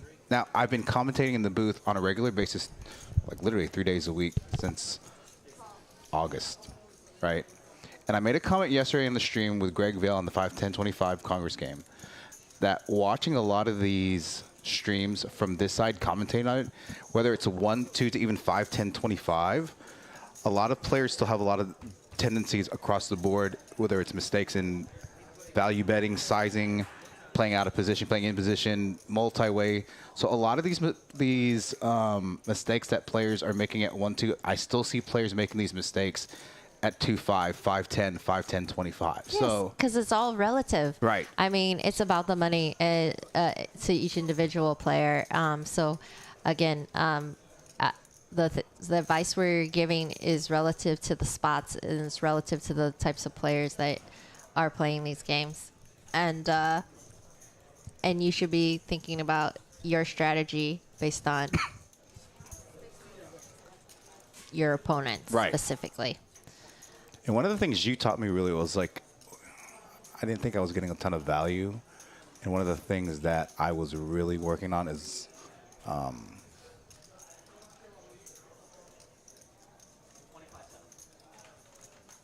was getting a little bit more value.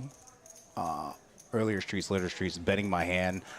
A lot of players, especially at 1-2, try to quote unquote like get really fancy with their hands. And I used to be one of those players, and now I'm just like bet, value, value. So there was a question earlier. Mark asked a really good question, so we're gonna go back to your question, Mark. Scott, you got skipped. Mark. Yeah, you didn't get skipped. I'm going in order actually. So Scott asked Kim, do you play more GTO or exploitative, and which exploits seem to work best? So Scott, relative to what I just said, do you think you know the answer to that? The answer would be that I play, change my strategy based on my opponents. There are some lineups where I need to play more GTO because the lineups are have tougher opponents in it. And then there are some lineups where exploitative play will be my most profitable approach. So you need to be able to play both. Let me make sure that we're not missing all these hands. Yeah. I definitely want to talk about all the things. Maybe I should just start a vlog, an interactive what are those called? Podcasts when you talk to people? No, it's actually, we'll talk about that in a second as well. Cause, No, I'm just kidding. I don't want to do any of that. Yeah. This is plenty for me. Yeah. I always have great ideas and then I back out because I'm like I have way too much on my plate as it is. Plus, you have a 1-year-old. Yes. And Who Hayden. basically is like a 17-year-old at heart already. All right, so a little bit of action I here. love this. So let's go. Some very spicy hands. I love the King 5 of diamonds. Now going on back the to your, button. yeah, Dr. Matt Professor. This is Now I love the 2-5, bigger 10-8 stack. of clubs. Getting some calls with King 5 diamonds, 10-8 of clubs against a Bridge Mike, who is a relatively tight player.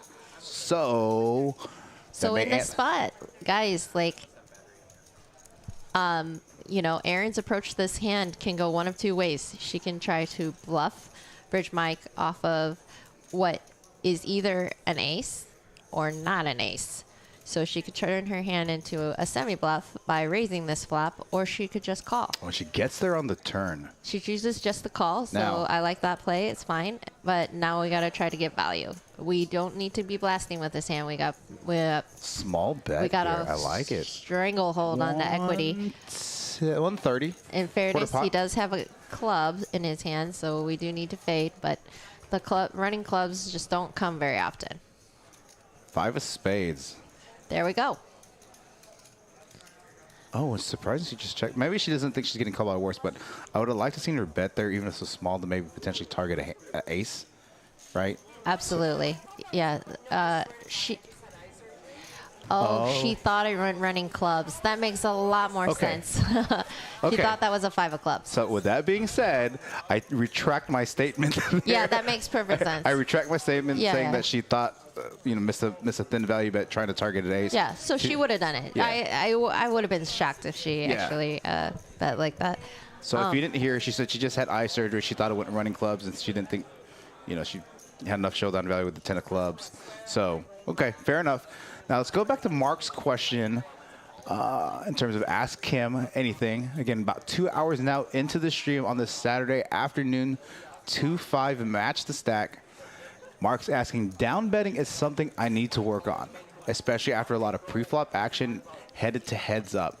Is there a certain percentage of, I'm assuming, is there a certain percentage of the pot you fall back on, Kim? Okay, so we're going to have to break down that question for people who aren't really familiar with what you're meaning in a second. Well, we got some pocket kings, though, showing. Yeah. Let's see what happens here. Erin opened an early position with Queen 5 suited, and the boy has pocket kings in the straddle. It says he used +1, but I'm pretty sure he was the straddle. Okay.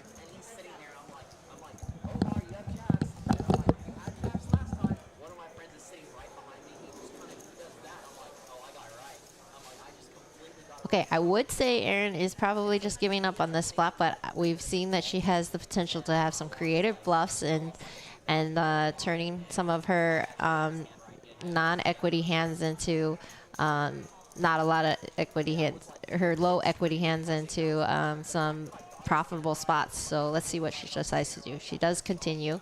Maybe she's thinking about the backdoor diamonds. The price was very small. So I like the boy's sizing there. This is pretty much a spot relative to the question that Mark had about down betting after the flop.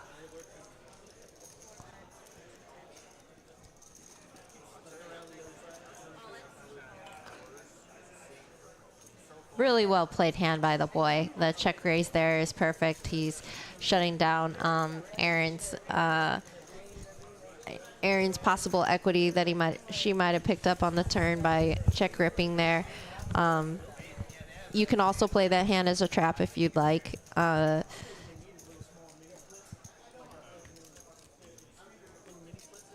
And just check smooth call.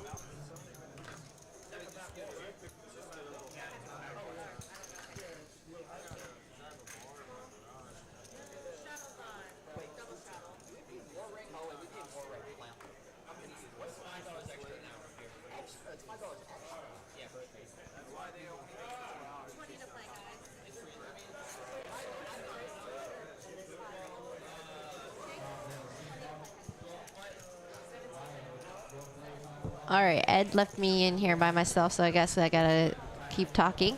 DW opens. Oh, it looks like there must be a double straddle on.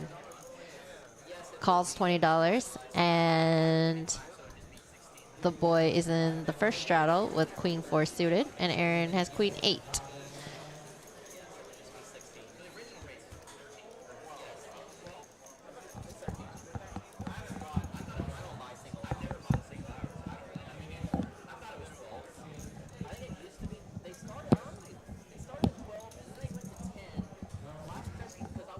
I am. Excuse me. I might step out for a second. Yep, you're good. Go grab a drink and use the restroom. Go for it. Yeah, I had to make. BRB, guys. I didn't think there was a stack count that was a couple stacks that were correct, so I just wanted to make sure the chip stacks were relatively accurate. All right, Aaron gonna take his hand down, just pair of 8s. And again, Bridge and Mike, DW, Hayden, they play some of our bigger stakes here. 5-5-10, 5-10, 25. So no, 2-5. Very familiar with this. I know Hayden and Bridge and Mike play 2-5 often at Texas Card House down the road. And Garrison having a really good first live stream. Now, Gwen, correct me if I'm wrong. I know he's played at the Card Club at Colleen on their live stream. But outside of that, he hasn't really played on any other live streams, correct?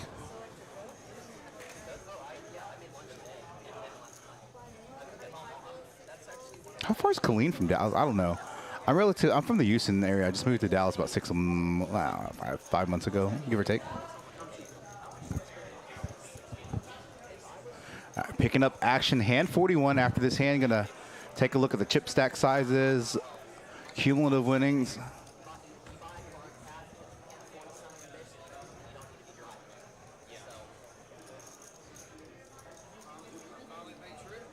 All right, here we go. All ace flop. No one with a pocket pair. Aaron with the best hand so far, just king high. Jay gonna bet here. Representing a pair.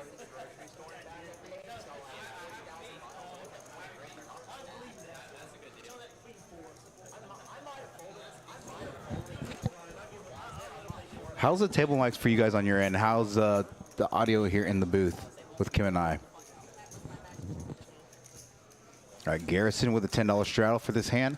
All right, I did promise some cumulative winnings.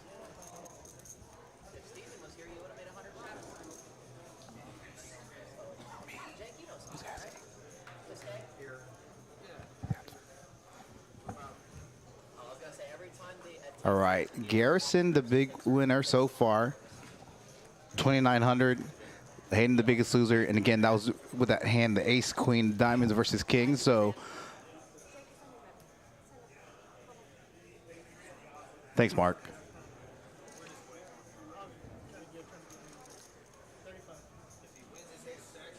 All right, so D-Dub on the $10 shot, going to make it 35.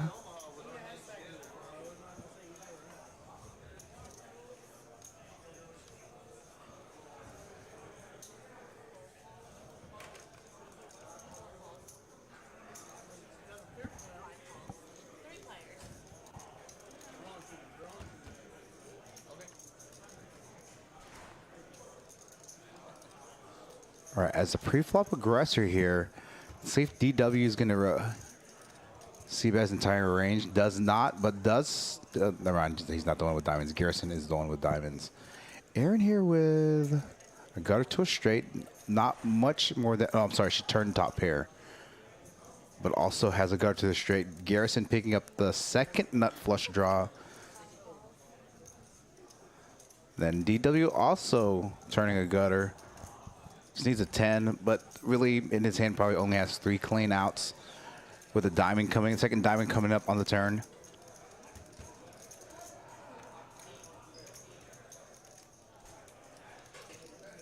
Touche, Mark. All right. Again, pretty full. Oh, getting there on the river. The bet close to pot here. Garrison gonna bet 200 to 217. She may.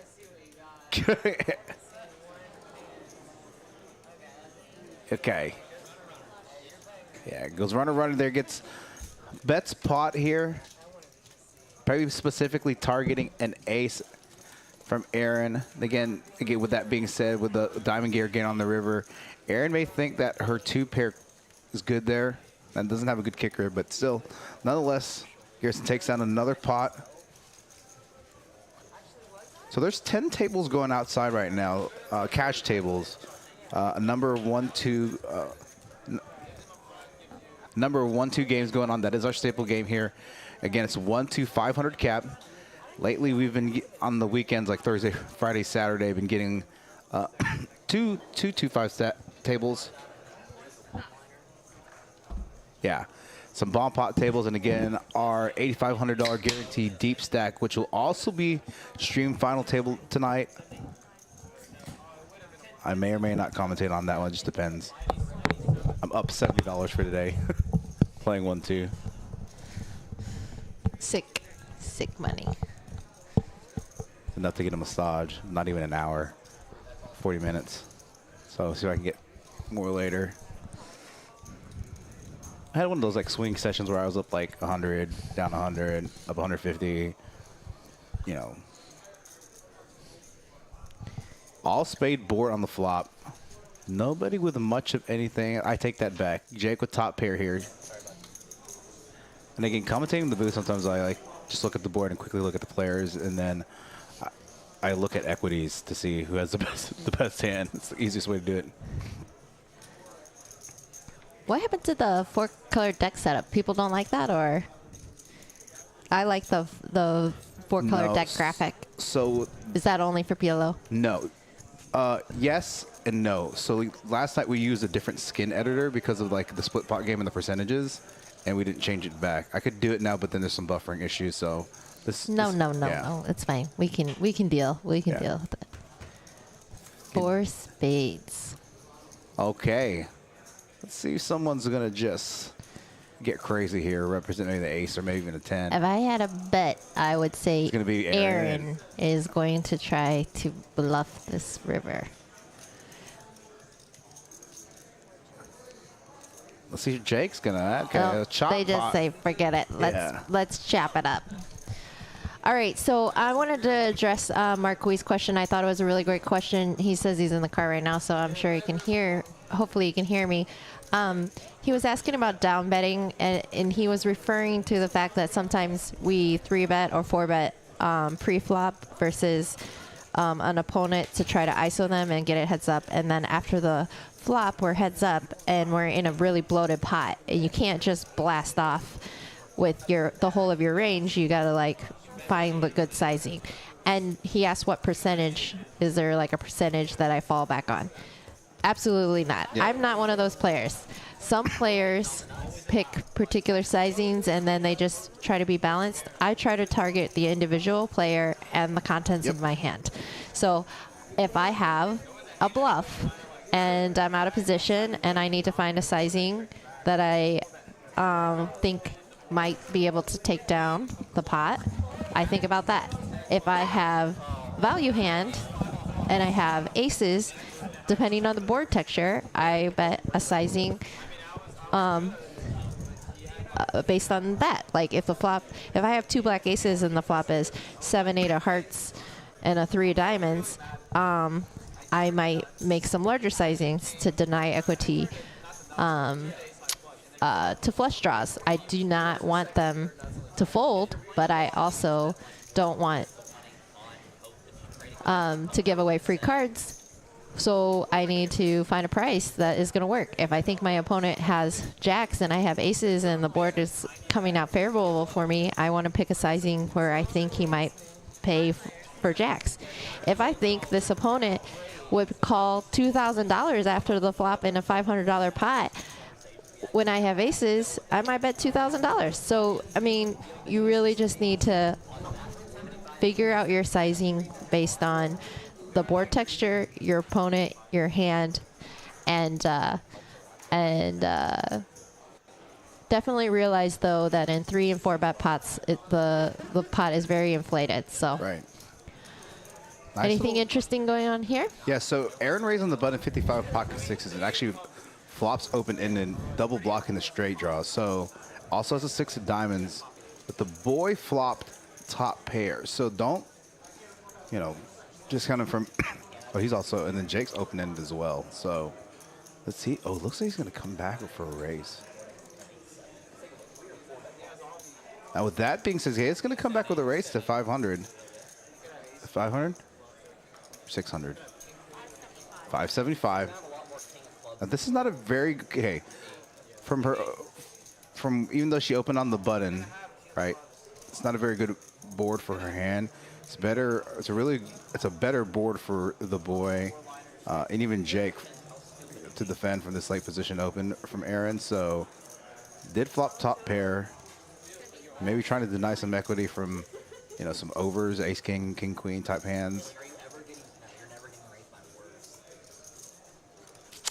The only problem that I have with the boys' plan here is that his stack to pot ratio after this check raise is really small. Right. So I mean, he really has to get a clean turn and then rip it all in to be able to deny people their equity for this check raise. I would have liked, if he was going to check raise, to just check jam. Yeah, check jam. It would have been a little bit over pot, but I mean, She can't fold too many rivers turns here. yeah, for his size. Yeah. Now the diamond. And now he has diamonds. Now with Now that she has a diamond as well. So it's definitely. She might think he already has a flush though. Yeah. Just makes it easier. When you pull the 175 for both players, she obviously knows that like there's 4 greens, you know. Cutting out calling chips. So it's just kind of out of stack. Looks like she has about. I think her stack's actually a little smaller than what the graphics say. Looks like she really only has like a 8,000, 1,100. Stacks aren't correct, so that's why I said that not too long ago.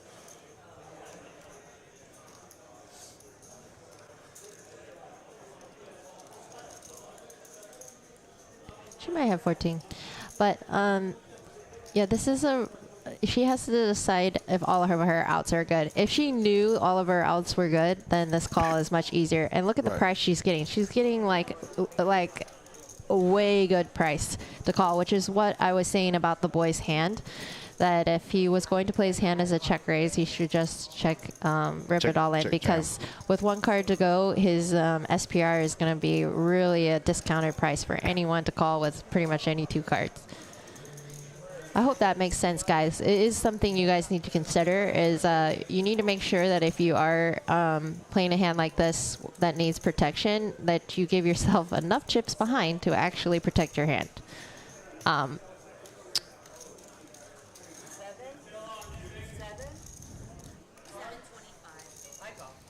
All right, she calls. I'm going to turn up the table mic. Yeah, let's see. Good,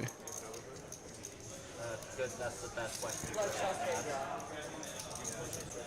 I run it once. Oh, okay. So you guys should not ask for contents of hands before asking to run it once or twice. It should just be based on trying to lower your variance or not. So.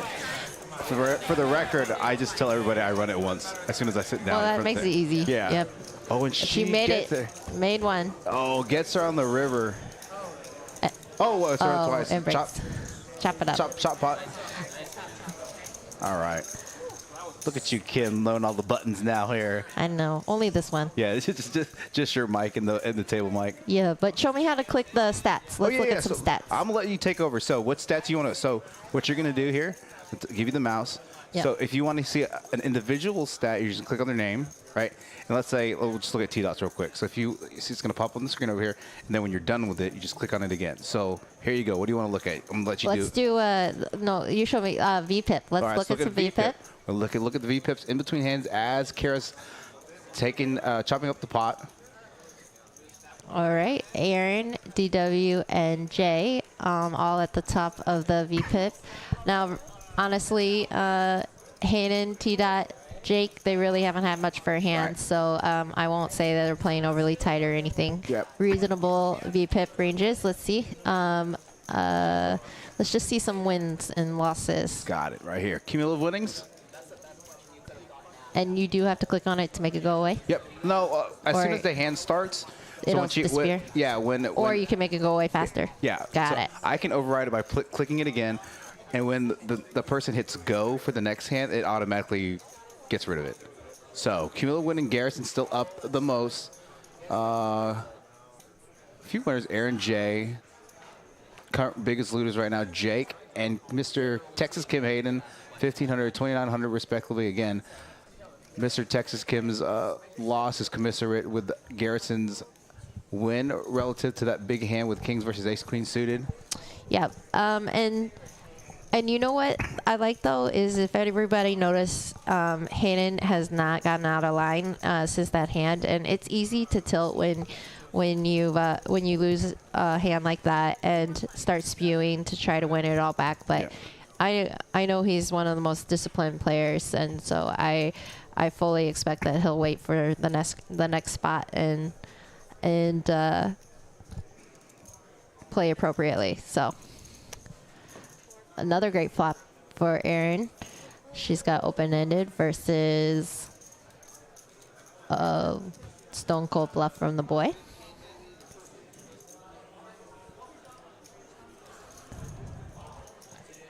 And Aaron showing she can mix it up with the boys here. 7 of diamonds on the river doesn't change much on this board texture. Going to be another chop pot. Wait, did he fold?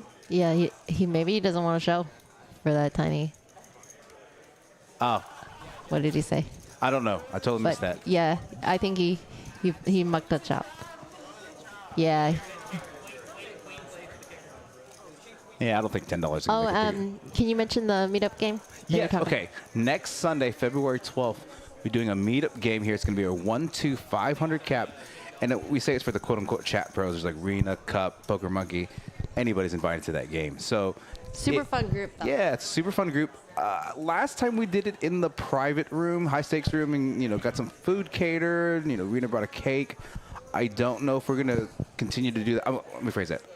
It's available. I don't know if we're gonna do that. We may want to keep it out on the regular floor, but it's for a lot of the people that join in the chat. But everybody's welcome. So just because you're not a quote unquote chat pro, you're more than welcome to come to this game. Again, it's going to be 1-2 our 500 cap, which is our staple game here at Poker House Dallas.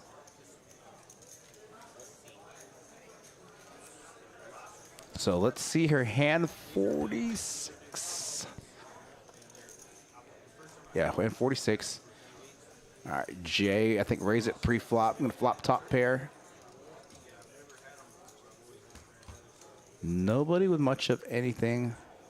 Ace of spades. No one with an 8, but the boy picked up some equity with the spades. It does pair the board, though. But I don't mind his stab here because no one seems super interested in this hand. I think he's going to check raise here.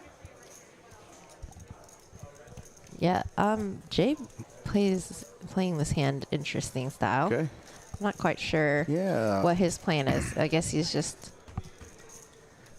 He's worried about better aces. 6 spades. But boy, Garrison getting there with full house. Oh, yeah. Now getting there again on the river. Let's see what sizing he's going to use here. I actually like to see a big bet here. Okay, going to bet small. It's 2 players. Maybe he's trying to give both players a call. Doctor. Yeah. And Jay knows it's just a terrible run out for his hand. Or double pairs. Yeah, I would like to see him fold this hand. Oh, he's going to come back with a raise. If you were going to do that, you should have done that on the turn. Because he's not going to have too many 8x combos based off pre-flop action. This is yet another spot. This is exactly like the spot where the boy tried to turn his pair blocker into a bluff. But the problem is that, again, because of the way the pot size is, it just doesn't work that often. But the check raise part is very interesting. But So Garrison might give him credit for an 8 and fold. And I do like that Jay did target. Garrison's giving him credit for aces right Yeah. here. I don't know about aces, but he might be giving him credit for. He said aces? Yeah. He Oh, said, interesting. I Because think he just said, smooth call. Wow, very nice. Jay did target one of the 2 or 3 players at the table that I think are capable of folding a 6. So I do like that.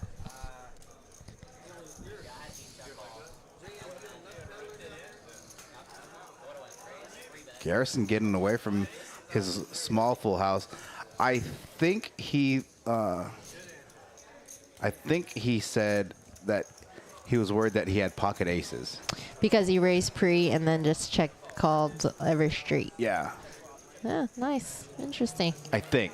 I couldn't tell with overhead light. Definitely some creative, unconventional lines Right. being taken at these tables. People turning strong showdown value hands into bluffs, which is really strange, and some completely zero equity holding hands into bluffs. And I mean, this is really enjoyable to watch. And this is one of those things when you are playing, guys, like it's just careful. You just have to be careful not to lose your mind, because sometimes you're playing opponents that turn hands like that into a bluff, or float you with queen high on an ace king 3 flop with no equity, and you're just not quite sure what's going on, and you just have to like pay attention to what's going on and adjust accordingly, and just enjoy the ride.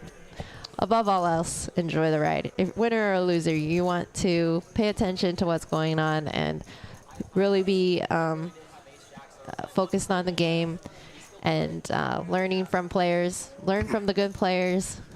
Figure out ways to extract value from the bad players, even when you're not in the hand. All right, Bridge Mike flop is the favorite to win this hand now. Flopping the flush, not a great flush. 7 of spades. Now there's a potential full house out there, but not after the way it was checked on the turn. Bridge Mike with the overbet. Wonder what he's maybe charging. Queen 2 pair, potential straights. There's not too many both combinations out there. Not as played. I like this question from Mr. Dr. Mad Professor after this hand is complete. Let's see what Aaron does here. Oh my gosh, she's about to get gangster.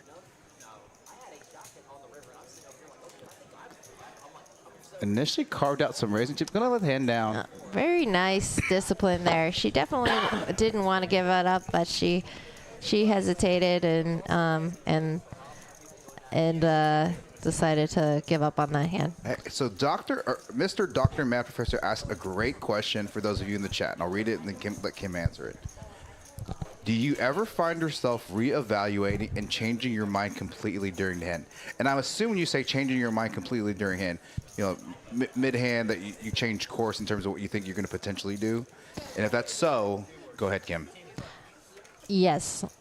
I mean, if you are not ever changing your mind in the middle of a hand, then you're probably punting in lots of various ways. Like sometimes you have like the stone cold nuts, and you're gonna bet and bet and bet, and then something, a river card peels out something interesting, and you think to yourself, well, I'm definitely betting the river, and then the river card comes out whatever, and you decide to check to trap, or you decide to check to pot control because the card is bad for you or whatever. And sometimes you have a bluff and you think, on the river, I'm just going to rip it all in, and then maybe your opponent does something that changes your mind. Maybe they react interestingly to a card, or maybe they lead and you're like, my original plan was to jam all in over this lead, and wait, but the sizing is like value, and I'm not sure I should be raising here or whatever. And it's just, if you don't change your plan according to your opponent's reactions, then you're not playing correctly, because the reality is that you're getting extra information every street that comes to you. The cards change, the players' bets, their actions change, and you need to be willing to change with it. Yeah. Just for the record, ladies and gentlemen, I was informed that this hand, from an action tracking perspective, was done incorrectly. So I think we're gonna have to back stuff up and whatnot. So I'm gonna let this hand unfold and then get corrected. So this hand I was just was informed. So Mr. Dr. Math Professor says, do you have a memorable personal example to share, Kim? And I'm assuming it's relative to your question that you asked a moment ago. I mean, we just talked about the hand versus Jay. My ace-8 of diamonds hand. No, I don't. And oh yeah, okay. And the reality is that I checked that river with the intentions of, I knew that if he bet, I was probably going to check jam all in, but I knew also checking there meant that I was possibly giving up on the hand. I have ace high, and it's just one of those things. When he bet the sizing he did, I knew that he was kind of blocker betting me, and blocker bet value bet, and and I already kind of had an inkling that I might rip it all in to bluff, but then I knew it was mandatory. So there's definitely a lot of spots. You guys can go watch that hand on YouTube. I'm actually posting the link to it right now. Here it comes. Right there. Oh, thanks, God. Check out this hand. It is a lot of fun. Even the fact that I'm in it, it's fun to watch, and it's definitely an interesting hand. All right, so take a look at that. So what's funny was I was in the booth that hand, and then Kim and Hayden were switched out in the booth. So, all right, T-Dot here for getting into the mix finally with a hand, flopping a gutter to Broadway, or a gutter to a straight, king high straight, and the king high flush draw. Right, I don't necessarily. How did this pot get so bloated? I don't know, because I was looking at the question. So. Raise to 100, and Aaron called. There it goes. So where's 8 deuce offsuit. Must have been some straddles or something. Oh, she's gonna. It's check turn. He's gonna bet. So I wonder if he's gonna go into check call mode here. She does turn the gutter to a straight. He's gonna check raise. She made it 2. That's an interesting check raise sizing. His check min raise here does not make a ton of sense. Yeah. I think that if she had any kind of actual holding, that sizing is not great. But I think that unless he's like exploiting the fact that he thinks she just has complete air, right? Now, with that being said, he hasn't played a ton of hands. So for him to check raise there, what's his VPIP? So text dot VPIP 14%, PFR 14%. So, based off of the hands he's played today, not saying that as a player in general, but I'm just talking about as a player today, he's only played 15% and raised 15% of his hands pre-flop. So for him to check raise there indicates either a strong made hand or a significantly strong draw that, right.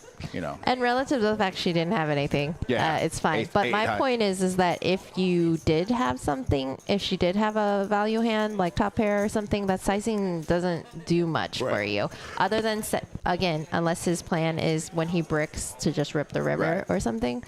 It's just a check min raising without the nuts is kind of dangerous. Yeah, especially would be the moral of my story there. Very unconventional line that he took there, and unconventional sizing as well. But it worked worked out perfectly. He got to take down the pot for the absolute minimum. So he's explaining his thought process, actually. I don't like giving strategy away on the table. It's a no-no. Thinking might need to tone it down just a notch. She's in the middle of another hand.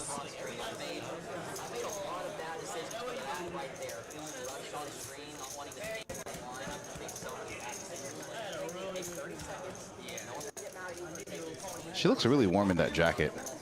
She looks really warm. I told her she's repping the H-Town you're using colors, that? though. Yeah. Yep, Astros colors. And again, just a little over halfway through the stream. 2-5 Saturday, match the stack. Let us know what you think about this Saturday stream in the middle of the day, 4 to 8 p.m. If maybe you like to see one, maybe it's like 6 to 10, 5 to 9, 2 to 6, whatever. Again, we're playing with quote-unquote times on Saturday, so we've been getting a lot of requests. Gosh, like me and Kim's list for PLO, Hold'em, bigger stakes. What's funny is like, I know there's a lot of new players, sorry, not players, new viewers in the chat. 6 weeks ago, our biggest game was 2-5. And then within a matter of couple hours, it morphed into 5-5-10. And then the following week went to 5-10-25. And now we're running like 5-10-25 streams, 5-5-10 PLO streams, 5-10-25 Congress. So it's So amazing. Crazy. Really, really solid job that y'all are doing here at Poker House Live. Just so impressed with everything. And the big thing that I think that we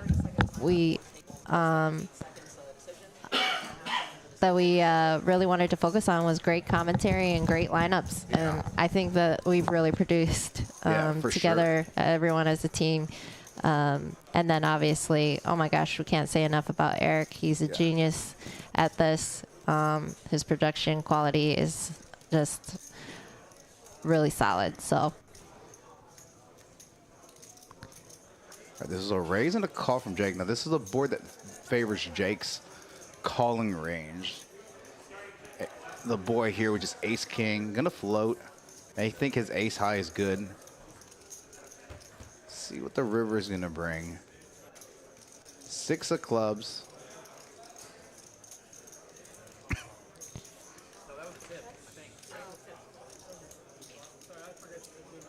What's he gonna do here?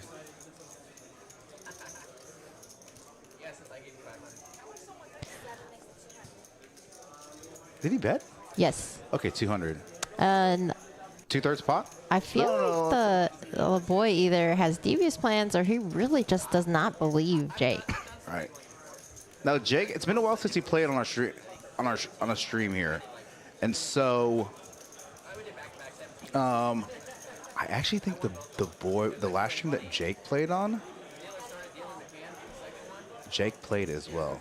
All right. Yeah, he definitely did not believe that Jake had anything. Yeah, he could think that Jake's stabbing there with like some misdraw there, and he does have better ace. You know, the boy that has ace king, he thinks he could be. I don't know. What's he could think? He would only really be beating ace 7 or ace 3. Yeah. And maybe, but I think that that $200 sizing just screams value to me. Right. So I think that, I think we should just be calling the check fold. I don't mind his call on the turn because I'm not sure I believe that bet either. Yeah, but when he barrels on the river again. Yeah, and again, the sizing just screams value. It'd be different if he bet like even 400. I'd be more prone to call. Yeah, I was like overbet. Yeah. But I'd agree with that as well. So that's just something you guys need to pay attention to is, sizings are a big thing for you to work on for yourself. Taking the correct sizings and in your bets and your bluffs, but also paying attention to other people's sizings. Yeah, so I think that's one thing that I've learned working with you and Hayden, like when betting, blah, blah, blah, right? You need to have a plan in mind based off the player profile. Mm-hmm. And so, like, I'm not going to... I hate to use this word, but like I don't bluff bad players. I just don't bluff. I remember we talked about. I was like, I've talked to you, Nate. I'm like, yeah, but that was a really good river card for me to bluff on. So don't want to say you don't want to bluff bad players. You can tell the bluffs that are gonna work. Right. Let's say like you have a hand where you have 4-5 spades and you flop a flush draw, but it's shitty. It's crappy flush draw.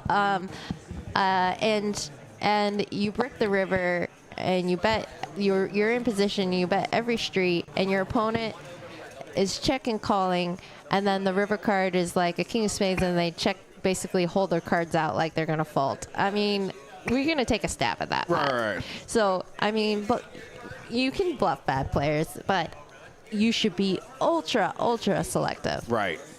I wish Cup was here to ask. Cup, if is you're here. in the chat, I don't know if he's in the room or in the chat. So. But Cup, if you're in the chat, remind me what you were saying at lunch, and so that I can remember what I said to you. But it was a pretty interesting conversation, and I know he appreciated the advice that I gave him. It was so brilliant, I forgot. All right, you're gonna dealer change real quick. I said look for that question. Okay, he's here. Gonna dealer change. Gonna flip and D-Dub wins a hand with the nut flush, picking up $400 there. Yeah, so Mad Professor, if you're going to go with your hand, have something or some equity or else wait for a better spot. Not necessarily. We definitely, we can have like, total air bluffs sometimes, but the reality is we just need to ask ourselves this question. Do I think this bluff is really going to work? And if the answer is I don't know or maybe, then you probably shouldn't take the spot, because it's Right. in Texas, players call a lot lighter than most of the country. That's and most for of these sure. games.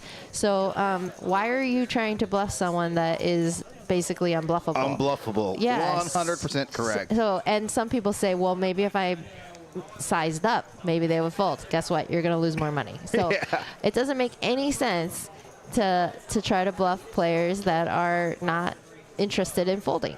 It doesn't matter what size you make it. So Yeah, I talked a couple of hands, and like Kim was like, "Why are you bluffing there? Like, that guy's never gonna fold X." oh, we talked about a hand where Hayden told me there was a spot. He said, I bet blank number of dollars on the river. I was trying to get him to fold, blah, blah, blah. And I said, really? I was like, so you thought he was going to fold, second pair there when all the draws miss? And he goes, well, I kind of thought maybe. And I was like, what? Wrong answer. If you said, I think he might fold second pair, I would say, okay, wow. You had a plan. You thought that he was capable of folding second pair there. You tried it. It didn't work out. I can respect that. But if you said this guy is not really a folder, I wasn't really sure if he was capable of folding. I didn't think he actually believed me, but I went for it anyway. Then I say, why are you spewing chips in that spot? And then after that, he kind of laughed and he said, he's like, yeah, I probably shouldn't have tried to bluff him. And he goes, but what? Maybe I should have made it bigger. Like in the next breath, and I just glared at him. I was like, you wanted to make it bigger? You just told me he didn't believe you. It doesn't matter about the sizing. And he started laughing. He goes, you're right. Okay. Yeah. and that's the reality. Like, what are you thinking? You just said that you don't really know if he was really capable of folding. And you mentioned that you didn't think he believed you. If they don't believe you, it doesn't matter what size you make it. So there you go. That's my advice about bluffing.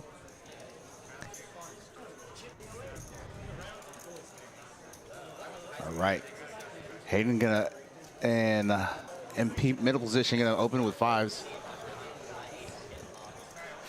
We got a special guest in the booth. It's perfect time. We got Miss Dory Coyle in the booth. I'm gonna get some tea. She's gonna step in here for me. Got a little cough, so come on. The Texas Kim and Dory show for a bit. Probably my third or fourth favorite person in all of Dallas. Hello, how are you? Hello, darling. Yeah. Are you cold?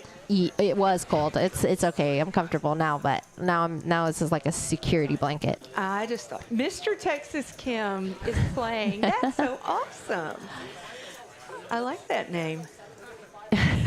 Yeah, he's been kind of Ed's been kind of calling him Texas Kim. I'm like, you should stop doing that. Yeah, right. You got to say Mister. Yeah, that's an important part.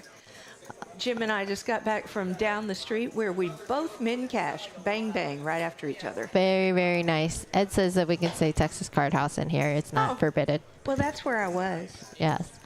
just grinding away. And of course, Jim thinks there's still 30 big blinds here, so he's in this next tournament. But I thought I'd come and bother Kim. You're not a bother at all.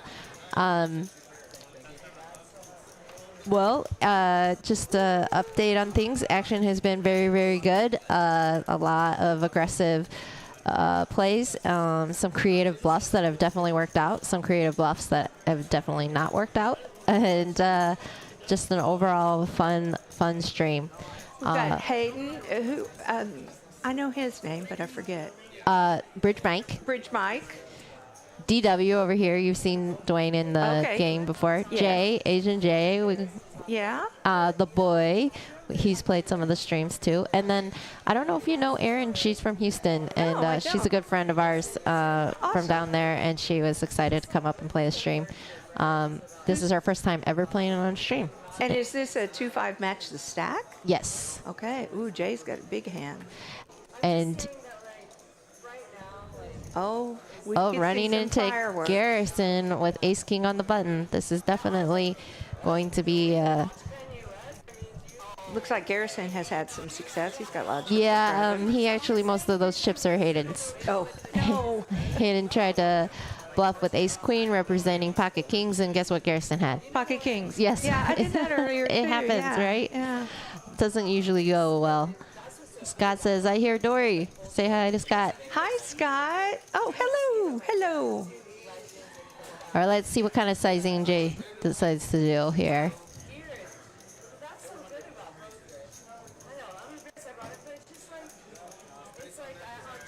Very small 4-bet sizing. That's, again, interesting. I'm not sure I love it out of position.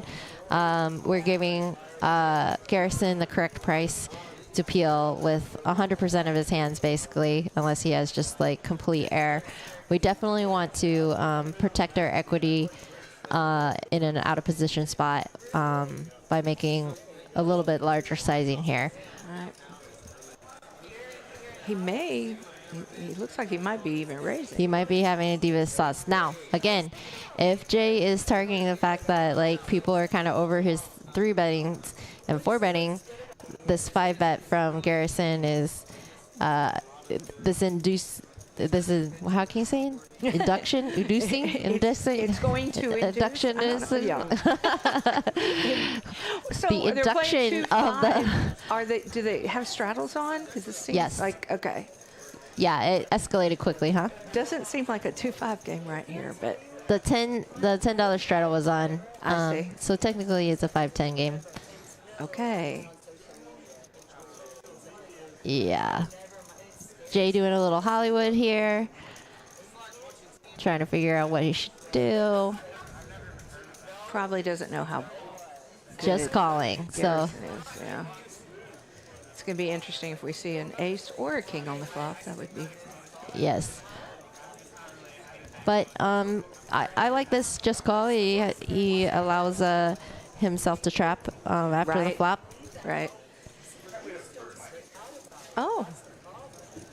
Well, I'm probably going to go out and play the. Yeah. I'm gonna step out. Okay. I definitely want you guys to tell me what happens in this hand, though. Oh wait, let's see. Oh. Very small bet. Again, I think he's trying to represent aces. Do you guys recall what happened when someone else tried to represent the hand?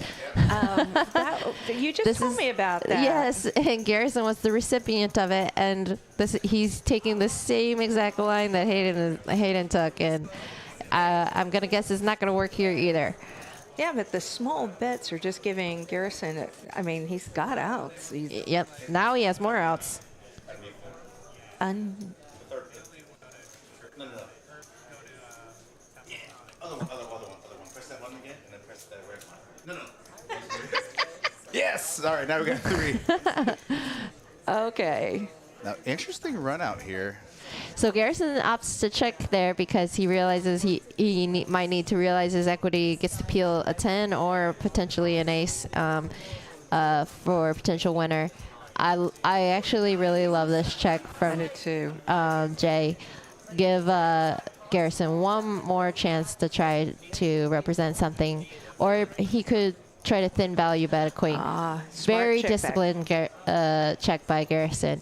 And you know what about that? Like, that's what I wanted Hayden to do, was like check give up when your opponent is like kind of still hanging around. Right. Why is he hanging around? Like, why we should be asking asking ourselves that, and then giving up. I know it sucks when the pot is so big, but if if your opponent's call range there is so strong, you should probably start giving up. Makes sense. Makes a lot of sense. All right, I'm gonna leave you with Dory and Ed for a couple minutes, and I'll be right back. Dory, Cool. are you gonna fire? Just put up there. Yeah, perfect. I am going to fire at the tournament, but I can wait until little Kimmy Yeah. comes back. Come on in. All right, I'm gonna do this so you can step over it. Oh, sit. Yep. So I don't want her to trip over it. All right, perfect. All right. Special guest, double special guest in the booth. Got Miss Dory Coyle and Kim. Okay, DW's got a hand. Yeah. Actually, I like the boy's hand too. He raised to 35. Now this hand that DW has on the button, ace ten of spades, you can just call here, realize equity, or you can 3-bet to try and get, there was a straddle, so you try to get the blinds out and disincentivize them. Oh, Now the boy flopping middle pair, backdoor hearts, DW flopping backdoor Broadway. he went check. Yeah, so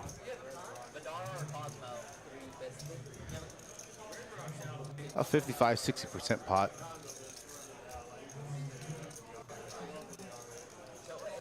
So, Mr. Dr. Mad Professor, are you asking Kim if she plays casino games? She stepped out of the booth.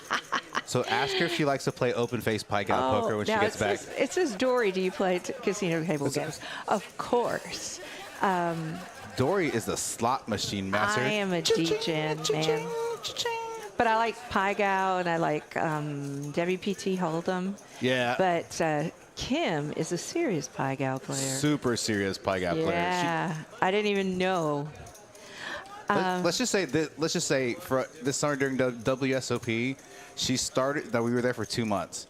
She started as a diamond and ended the trip as 7 stars or whatever. Like, Yeah. that's how much open face pike out poker she played. Oh, You know, you're asking Dory. Professor, I am mostly successful, of course, at just the 2-card games, and I Tournament, really, though. I really love playing good structure Hold'em. But if I was just to say, hey, you want to have a couple of drinks and play some fun, I love Congress. I really do. And Last night's stream was so awesome. oh, yeah, 10, it 25. was crazy. And that last hand was so crazy. Yes, do I have a Texas accent? I'm sorry. No, I just not went a little further. Yeah, I am definitely a degen. I have been giving points away. I haven't paid for a hotel room at Choctaw in 15 years. Oh, that's how DJ you. Yeah. That's awesome. Yeah. I didn't know kind of that. like Mr. Texas Kim's hand here. Now, I don't know why Aaron's in, but that's fun. She was the original raiser in I know. low jack. Oh, and look at her. That's why she's in. She knew it was coming. Now Hayden's flopped open-ended backdoor spade draw. I have to tell you, my good friend TJ Cloutier, which I just saw, says that he's lost more money on bottom 2 than any other situation in Hold'em. You have to be very careful because there are a lot of counterfeit opportunities there. Yeah. I've busted out of a couple of WSP events this past summer when I was short stack, kind of like 16, 18 big blinds, flopping bottom 2 pair and then just getting counterfeited when the board pairs and a guy had over pair Yeah. on bad runouts. So I'll give away points, Jay. Gosh, 2,000 points. Give me a second.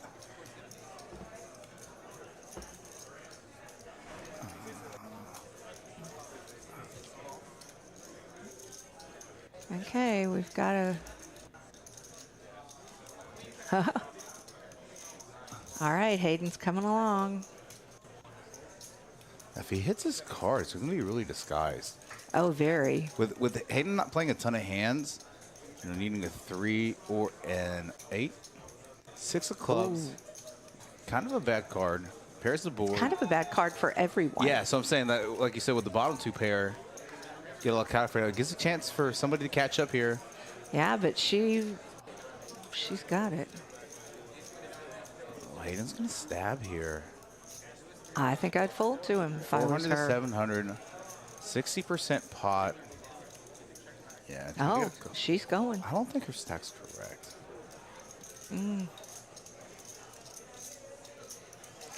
Professor, I'm not only a top shelf DGen, I am a top shelf drinker. Yeah, let's go. I like to call my liquor. Martini girl. Well, Aaron, playing your 4-deuce like a boss. I don't know. It's just for the record. I know some people say they don't get their points. I don't know why that is. You guys have like the requisite viewing hours and blah, blah, blah, blah, blah. I got my points when I was watching last night. Yeah.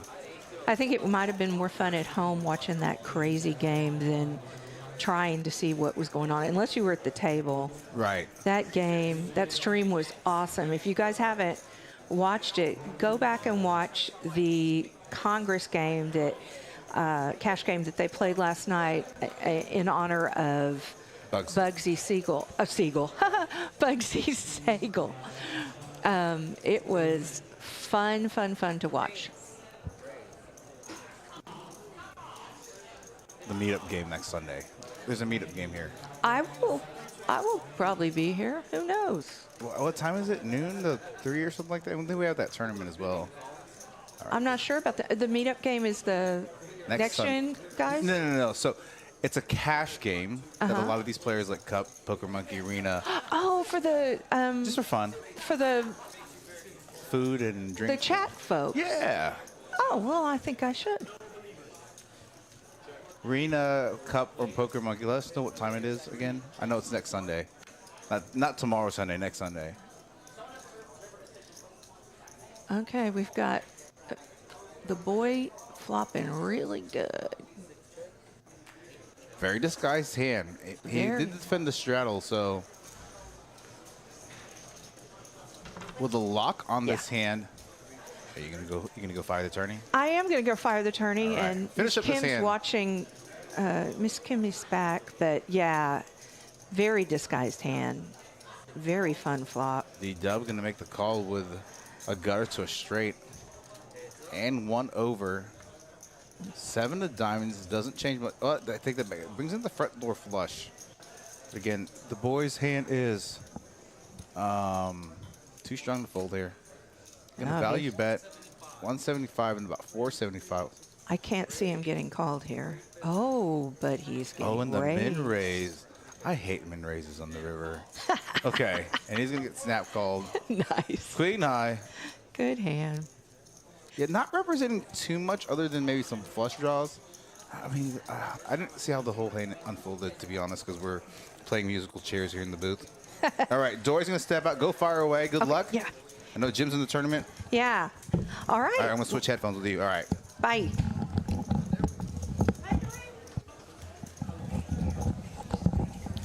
Nice surprise from Dory coming in the booth.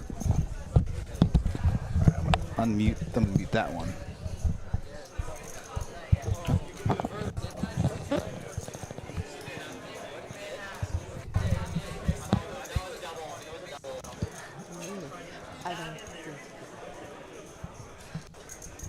I ate not that one. Of course she's gonna order one. All right, D-Dub with a real hand this time. Ace Queen, offsuit on a, I believe, double straddle pot. Gonna make it 100. Middle position. Nobody with much of anything as a folds background. That was a double straddle. She's gonna defend with ace deuce offsuit. It's actually a really good flop for her. It's not a good flop for D-Dub. I wouldn't be surprised if she calls her with some devious intentions on later streets. It's not a very good board for me, really just representing overpairs. She just has no fear, and I absolutely love it. And I know this looks like, you know, craziness to everyone else, but as long as you, when you have hands like this, you turn them into bluffs, and you do take aggressive action on later streets. And what she is. Oh my gosh. This is just so sick that she has these hands in her bluff range. You know, this is a.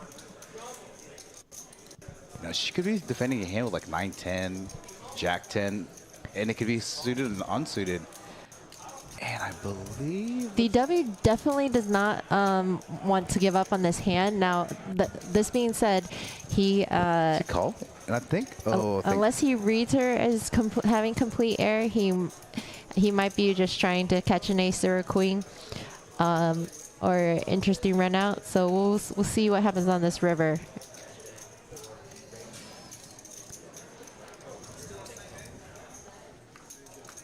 All right, here comes the river. All right, let's see if she decides to pull the trigger and fire this river. Can't give up now, Miss Aaron. Don't give up. Don't. There we go. She says the magic words, all in. Can he be a hero and call here? I think the problem is that he does not have very many chips left, but I mean, he only beats a bluff. What do you think, Ed? Is he gonna call? Is he gonna call? no. I mean, the SPR is so small, though. But he only beats air. He says call. Oh my gosh, he called. What a call! What a call! I was totally wrong. But I love. Garrison's face. See Garrison's face. He's like so confused. He's like, what just happened?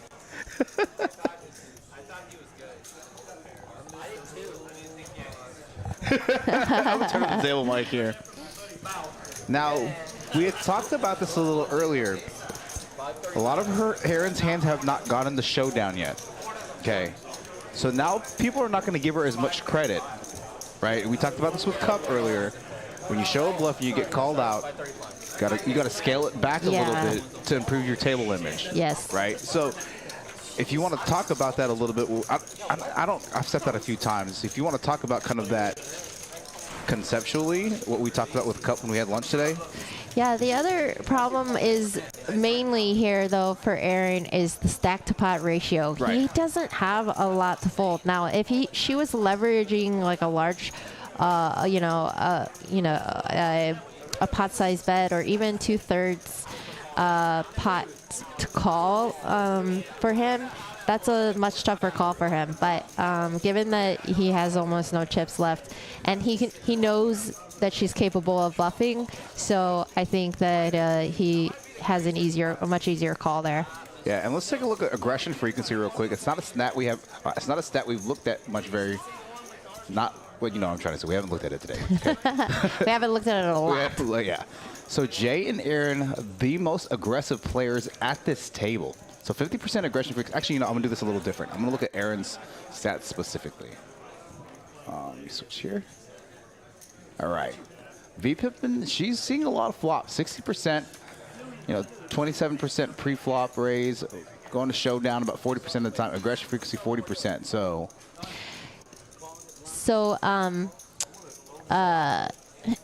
yeah, Gwen's laughing at your comments. Look at Garrison's face. yeah, I was like, look at Garrison. Yeah. Garrison's like, what the hell? He's like, what just happened? Yeah, He's so but- confused. He's like, what?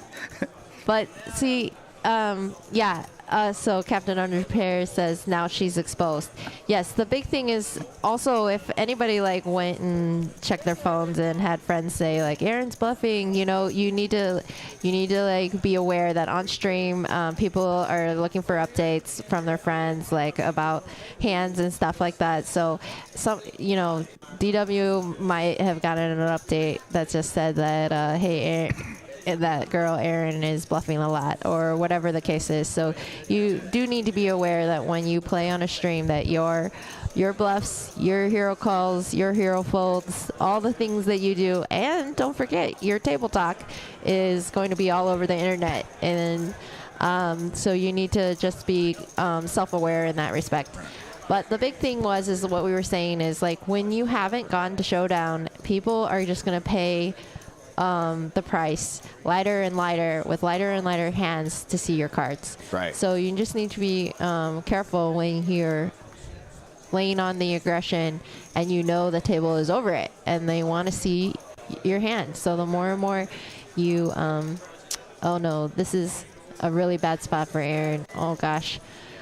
She's got a great hand, but she's running into it from the boy. And even Jay is doing the same thing. He thinks she might be tilted. And you know, to be honest, if he, oh, he does call. So if he calls, wow. the boy might not call. So hopefully he, you know. I think if he may be just. The boy might call too, but it's a tough thing to overcall here with just a single pair holding. But everybody thinks she's on tilt. She has a very good hand. It just happens to like be slightly pipped here. The best thing in the world for her right now is for the boy to fold. Yeah, honestly, I think if the boy's gonna play this hand, he's just gonna have to rip it because he's gonna have a ton of fold equity. I'm leaving with about 600 and some change. I don't know. I'm not gonna lie. He could think that Jay has a flush draw and be, thinking it's equity. Yeah. So definitely an interesting spot for him. It is a large bet, 857, and if he's wrong and he's drawing dead versus Jay, or if Jay has a hand like King 10 of clubs, King Queen of clubs. Queen 10 of clubs, Queen 9 of clubs. There's a lot of like backdoor combos.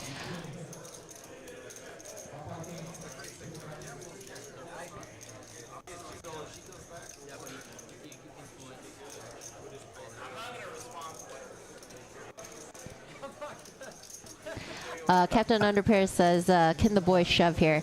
He definitely can. Yeah. He can try to ISO Aaron's spot here. He's just concerned that he could just be beat by either one of the players. There you go. He does ISO. And he's trying to deny Jay his possible equity for draws, but he doesn't realize he's like just way ahead of Jay. Now Jay here, let's see. Call 620. What's his pot odds? I'm not Asian enough right now to do the math. Jay's already in for 857. Yeah. He's 7-1 to call. Yeah. And he's thinking to himself, maybe an ace is good, so he's thinking he might have 5 outs versus. But yeah. Now I think if he. Knowing that the boy is behind him with a shorter stack, I think if Jay shoves, he ISOs Aaron here. Yeah, and you know what is interesting about that is like Jay should have realized that the boy's stack is so small. Like, I mean, he should just be ripping. Yeah. You should try to get like 9-8 out of the hand. You should try to get like some draws that have equity out of the hand, and maybe even like you said, like if the boy had like, you know, Queen Jack, he'd be happy to ISO Aaron here and get the boy to fold like Queen Jack or Jack 9. So Jay kind of makes a mistake by just smooth calling here. Jay knows his hand is probably not good, so asking should you fold. He's got 7-1, and if he thinks his ace is good, then he should call. But again, it's not too many outs. Yeah, we see that he's drawing just super thin. Yeah. What did the Mr. Mad Professor say about like 3 outs on the river? If he only has 2 outs going into the river, I guess he has 0 equity. Right. So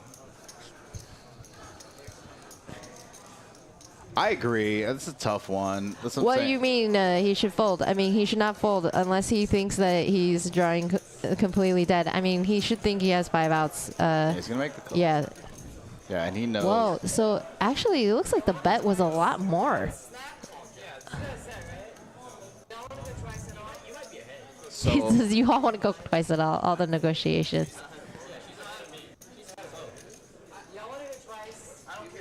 wait, are those hands right? Are the cards right? Because I thought I heard him say she's ahead of both of us. No, Jay thinks that the boy doesn't beat King Jack.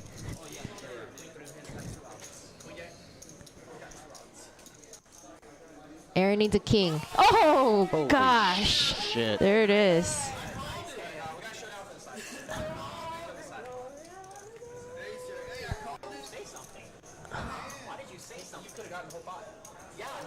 Wow. She stands up. She gets there on the river. Wow. Aaron, nice. See, Mad Professor, no, zero equity. She won, so I don't know. Something's wrong with your master.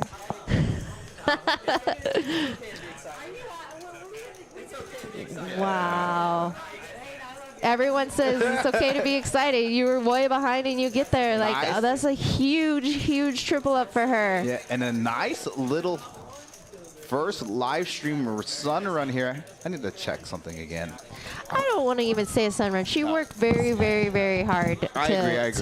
to win the pots that she won, and she for some of her crazy bluffs that didn't work out, and some of her crazy bluffs that did work out. Like, I absolutely really think that she's got a lot of good instincts, a lot of her fearlessness.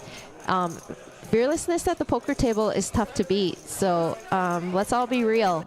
The most aggressive players at the poker table are hard to play against, right, guys? So you know, let's not look down on aggression. Like, aggression is tough to beat. You got to wake up with hands. You've got to wake up with spots. But that being said, you know, aggressive players, the one thing that we all need to work on when we're aggressive, and even I have trouble with it, is knowing when to put on the brakes, knowing when to stop, knowing when it's not working out, being aware when players are over your crap and are going to start paying to see your cards, and making sure that you wake up with something. So, oh, a lot of really great playable hands here. Jake raises to 30. Rich Mike smooth calls with 7-8 of diamonds. And T-Dot wakes up with jacks in the cutoff. Makes it 150. I really like that sizing. You really want to charge everybody when you're in position and bloat this pot and try to have a... You want to start building a pot with jacks pre.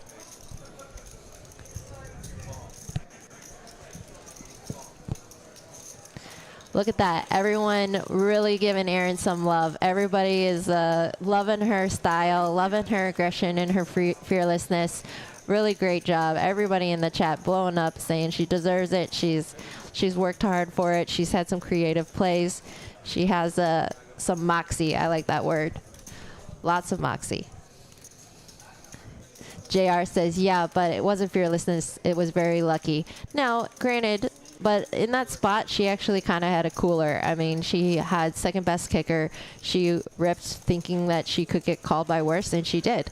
And the reality is that, you know, she just ran into it. I think she definitely got lucky, but...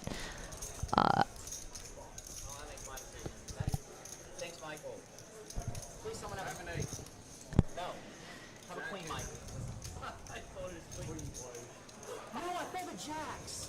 Oh, we chopped it up.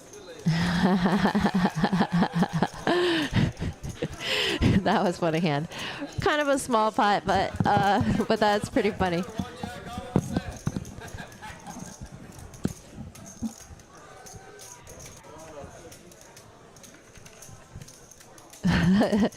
What happened? So T-Dot had pocket jacks, and there was like a small bet and a call on that river, and it was either on the turn or the river. I don't really know what happened, but T-Dot lost with jacks, and they chop it up both with chop up his money. It wasn't much, but still, it was pretty funny.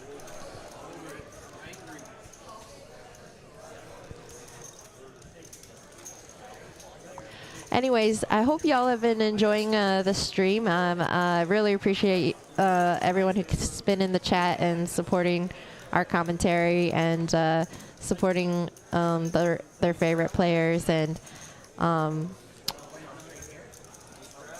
really appreciate the good questions and all the things. I hope that you guys enjoy having me here. You know, definitely takes a lot for us to keep doing this. We have to get a babysitter every time, blah, blah, blah. Not what was me, but having you guys, knowing that you guys care about it and you enjoy having me and Hayden in the booth, definitely means a lot to us. And we'll keep being here as long as you guys keep supporting. JR, I absolutely agree with your statement. I like her style, but it will be interesting to see if she dials back the bluffing now that she's exposed. Agreed. This is what we're talking about. Once you've been caught in a bluff, once things have, you know, you're kind of like in a hyper aggressive mode, you want to like tone it down and really be careful, and start showing down some hands, start getting some value, start locking it down a little bit, and wait before we start, you know, blasting off and going for it again.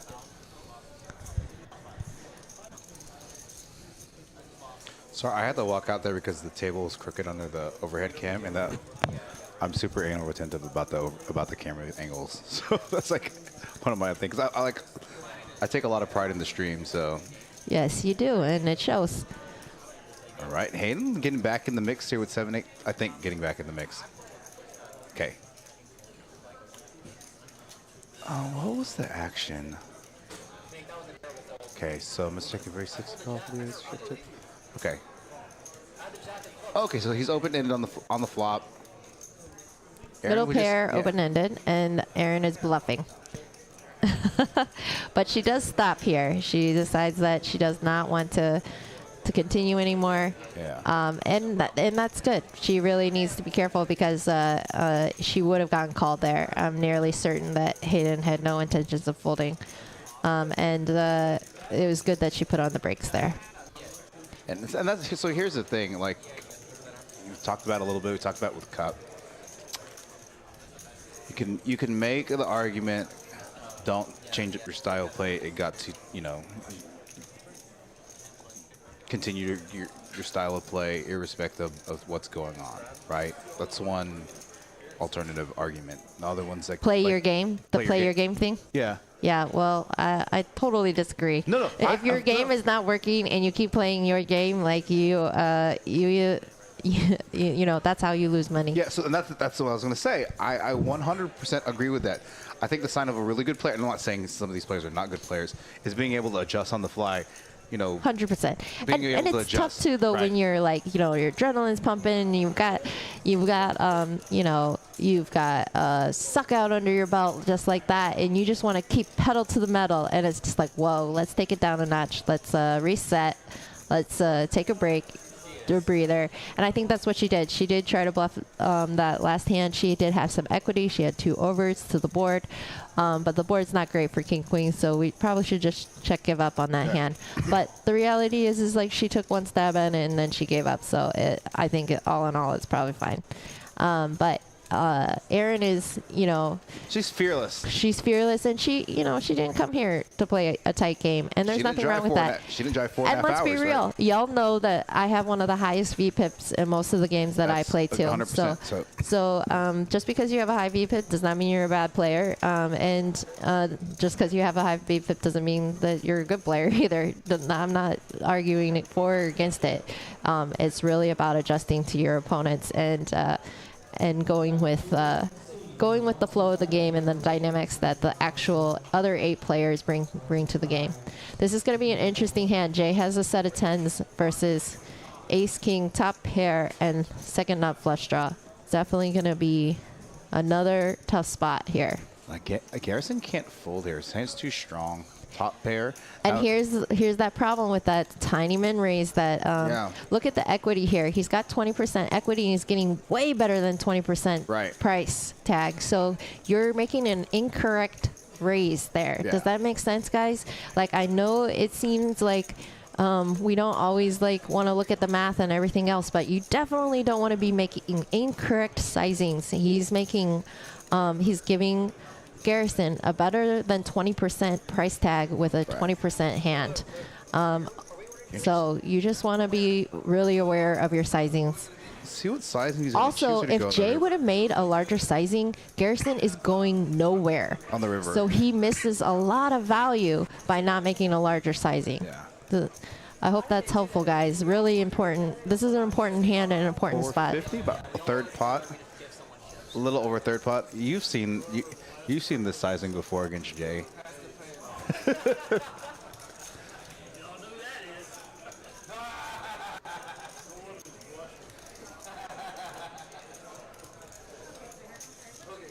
And again, Garrison in a tough spot here this hand. He does have one pair, but it's the best one single It's pair. crazy that Garrison is considering folding here. And again, Yeah. he definitely has really great instincts, Right. this Garrison guy. Yeah, very good player. Still in a good spot, though. Was up a ton, now still up for the stream. Now, again, the fact that he tank called, so his stack size is off. Who's? Garrison's. Let me step out. I need to make sure the stack size is correct. Give me 1 second. Okay.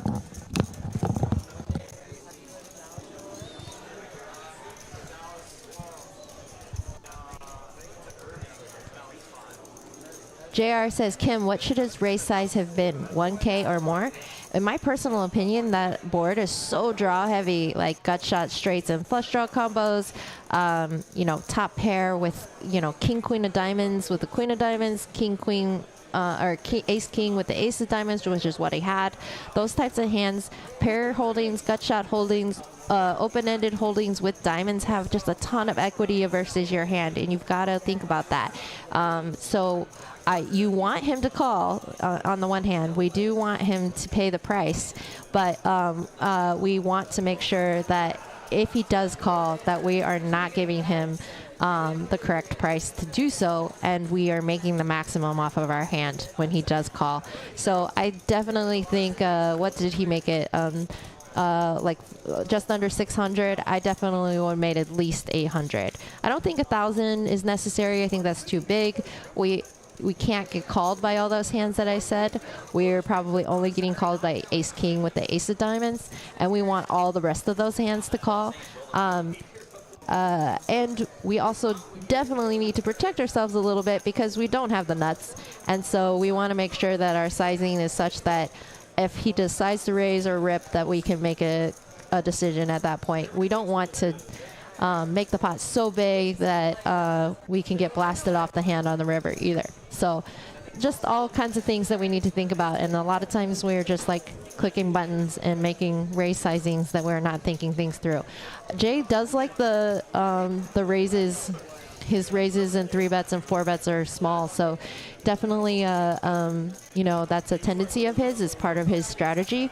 So I definitely would be interested in talking with him sometime, finding out why he takes that sizing. Maybe for his game, when he makes small sizings like that. Remember, Garrison turned his hand into a bluff versus his small sizings. Maybe he thinks that induces a lot of re-raises and bluff raises and stuff like that. So maybe that's his strategy. But again, I just think it was a really dangerous price delay with his hand.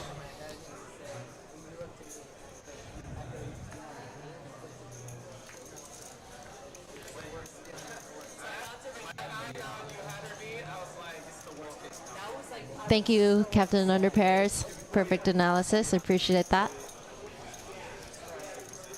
I would have definitely made, I would say if I had to pick the exact sizing, I would have check raised to 900. I think that's the perfect size. You're going to get called for like 475 more or whatever it was. I would try to keep it just under, I would say about 3x would be the correct size, or a little bit larger. Garrison is a tighter player, so I might have made the sizing slightly smaller than just the normal check 3x raise, because he might not call with all the worst combination of hands that I mentioned. He would only call with the best combination of hands, and like the ace of diamonds. So I would possibly size down just a little bit versus him. But do you see how that fluctuates based off on our opponent?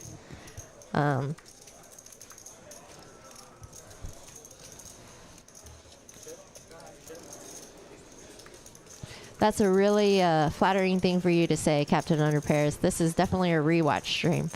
Yeah, that's what's awesome about these streams.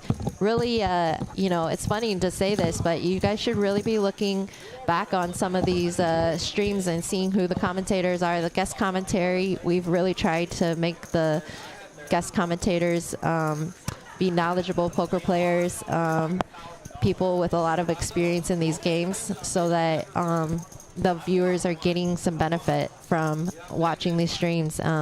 Your loyalty means a lot to us, and it's I think a great reward to know that if you tune into these streams, you might be able to learn something. Yeah, we've done a really good job, like you said, of trying to get in some very competent guest commentators. A lot of great premium hands and premium spots on this stream too, guys. Definitely some tougher hands to play too, and tougher spots. So a lot of times, you see a lot of 7-8 of clubs and flopping a flush, and pocket aces versus pocket jacks and flop a jack.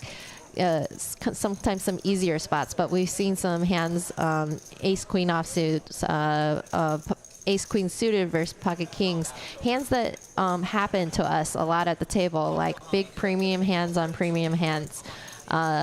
So this stream is great because I definitely think this is the type of things you would see at any game. The types of cards that are being turned over, crazy stuff.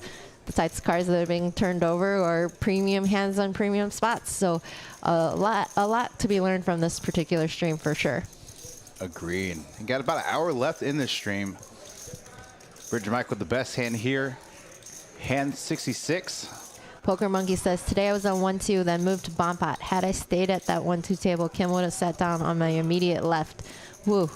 He basically dodged a bad beat, huh? Yeah, I immediately sit down and wreck somebody with a jack deuce on a jack high board. So, and he got it all in badly, and my jacks and deuces hold. So, definitely blew some minds at 1-2.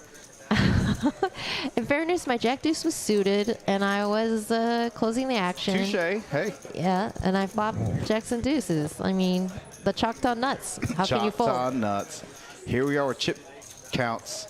Bridger Mike at the top 5,200. Jay, both players, only players over 5K. Hayden topping off there to get to about 4,100. I'm going all the way down to Garrison. Jake, the boy Garrison, still a winner so far. Now, his chip count was incorrect, so I had to go out there. So in 15 minutes, he's going to add on, but got his chip stack correctly. So let's see, the boy here down about 1,200. Next hand we'll go with cumulative winnings. It looks like the double is on. So here's a tip based on like one of the questions before. Do you change your strategy as you go? Like, Captain Underpairs mentioned something like he does on a regular basis in his games to try to create an image for himself. And while having some creative strategies to create images, to create a sense of like, I'm going to show a bluff because I'm not going to be bluffing very often, or I'm going to show the nuts because I'm going to pretend like I always have it and I plan on bluffing a lot. Those are great strategies, but they should be dependent on your lineup. One thing that I do is in PLO, I raise under the gun in the dark sometimes. I do it sometimes in Hold'em as well. Just raise in the dark. And it gives off this image that I'm loose and crazy, and something like today, I played Jack Deuce suited, my first hand at the table for a raise, because I thought that if I win with it and I show Jack Deuce for a winner, whether by bluffing or by making a hand and winning, I know that when people see that hand, they go, oh my gosh, it's going to be loose and crazy.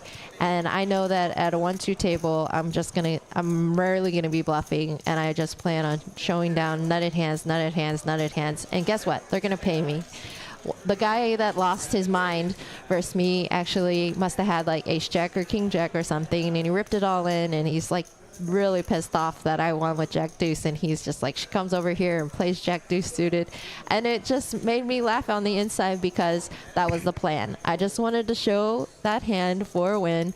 And if I missed the flop and nothing happened, or if I couldn't find a bluff after the flop with it, you know, no big deal. No one even has to know that I have that hand. But I like to show crazy loose hands in the beginning for a win, and just to make people think that I'm loose and crazy. And then just plan on getting value. Yeah, I'll take a look at this hand. Ace Jack suited. Let's see what sides he goes with on the turn. Trying to get value from a weaker ace. Now, with that being said, Aaron has a lot of two-pair combos here. Hayden doesn't really think that he. Yeah.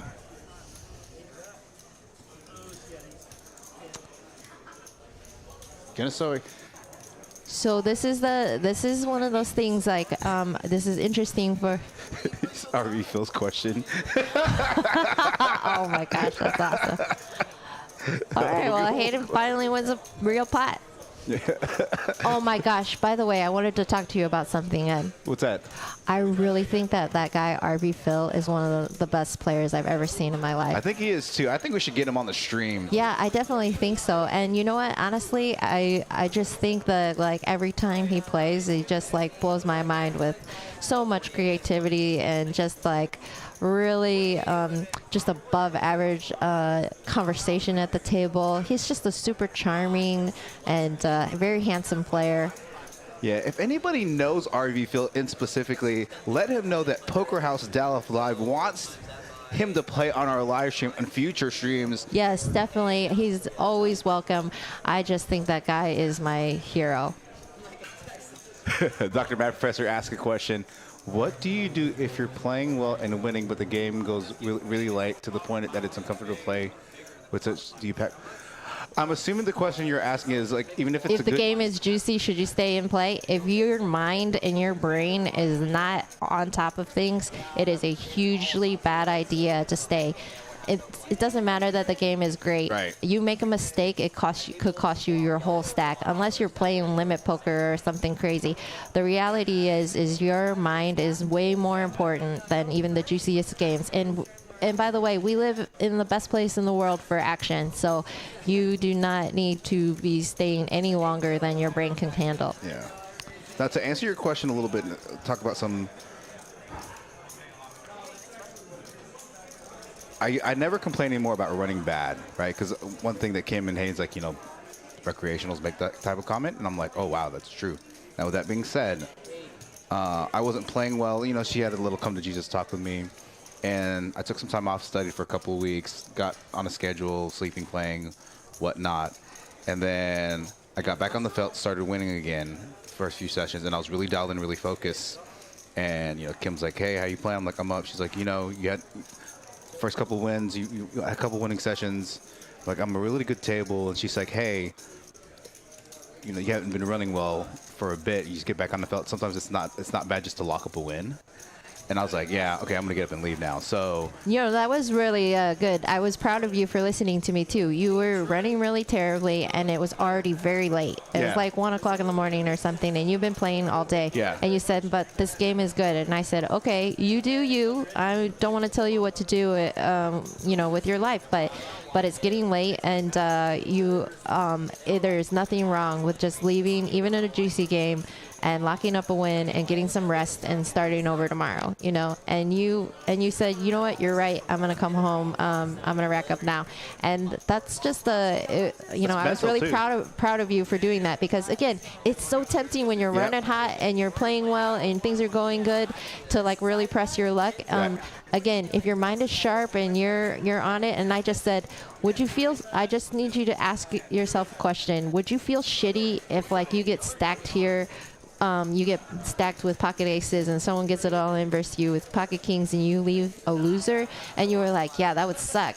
Well, then lock up a win. Yeah. Like, go home. Like, your mental game is way, way, way, way, way important. Like, your poker happiness sometimes is more important than the raw hourly of all the things. We've got another flip, guys. So if you guys want to do another Ask Me Anything question, I'm going to guess this is probably the last one of the night, right? Now, back to your thing. if there was a guy named Phil at the table, I would never leave the table ever. I don't care if I'm playing 24 hours But straight. that's just on because Red you'd be Bull. having so much Yeah. fun. RV Phil is definitely one of the most fun players to play against. Got a game next week, RV Phil. Now, with that being said, this is I want to say this is the last Ask Him question segment, but with this flip going on, There are no questions yet, guys. You got to have these ones ready so that I can boil through the questions as soon as did you know? possible. Well, there's a 60-second delay on the question. I didn't know that. Oh. There's a 60-second. Oh On my the God! chat? Yeah, RV Phil says ask you. Okay, RV Phil, if you've been drinking, think carefully before RV Phil, speaking. ask anything. Ask him anything poker related. Remember, my daughter might be watching the stream. She can't speak yet, but she's hella smart, and she will know what you're saying. Kim's parents are also listening. Yes, my parents are also listening, yes. All right, so let's see where we're at. Jake, you're going to pick up this pot. We're in a full house. Kings full of sixes. Nice little pot here. Jake, been relatively quiet. Actually, not as down as I originally thought. Dory comes in, and she goes, is this 2-5? Because Yes. it's playing pretty big. Yeah, so let me see. Cumulative chips, let's see.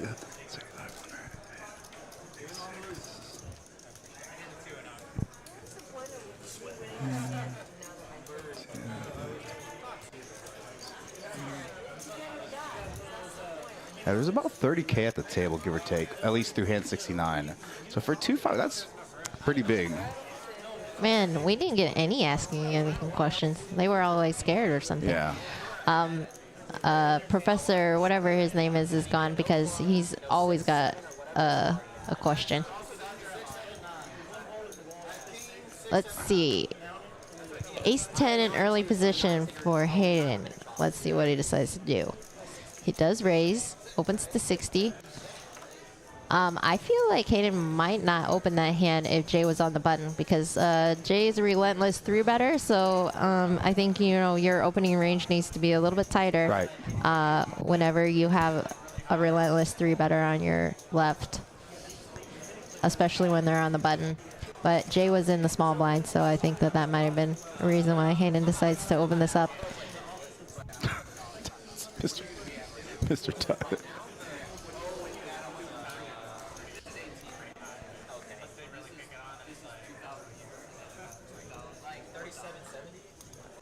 Oh, hey, something I want to say. While this hand seems, actually this hand might get some action. We got top pair. Aaron's betting 150 with top pair, and Jake has Bridge the Mike, nut what do you flush draw. He calls. Bridge Mike is turning his open-ended straight and flush draw combo with diamonds What a into a gangster. raise. Or no, he has a pair and a flush draw. I Raise. haven't seen Bridge Mike take this line before. Yeah, this is a very nice play, actually. He's targeting Erin, whose range is obviously very wide with all her bluffing and everything else. She does happen to have the best hand, though, so I like that she's planning to call. And it breaks out. I have a feeling that Erin's going to win this pot, but let's see how much Bridge Mike decides to bet. Oh, no, don't. Okay, this is a huge no-no, guys. Yeah, I like what you're huge saying. no-no, guys. You cannot donk this river when someone, when it bricks out like this. You've got to allow your opponent to try to bluff. Right. She just let him off the hook, and that's a big no-no. Definitely lost some bet because I think Bridge Mike was going to go for it. Yeah. So we definitely want him to go ahead and blast off there, and we're going to call him with our top pair and make a lot of money. So sometimes people do it. They do donk there because they're like afraid of the next bet, and they're worried that if they don't show aggression that they might not get to win the pot. But let's be real. We're not going to fold top pair there when all the draws miss out. So let's let him bluff. Yeah, Katie is an amazing dealer, an amazing person. If you haven't taught your daughter to say RV Phil yet, then you are you really parenting properly? You guys should hear her say Eric. She loves Eric to death, and she says Eric. I want Eric. I can't even say it as cute. I'm sorry, that was annoying. It was funny when we landed back in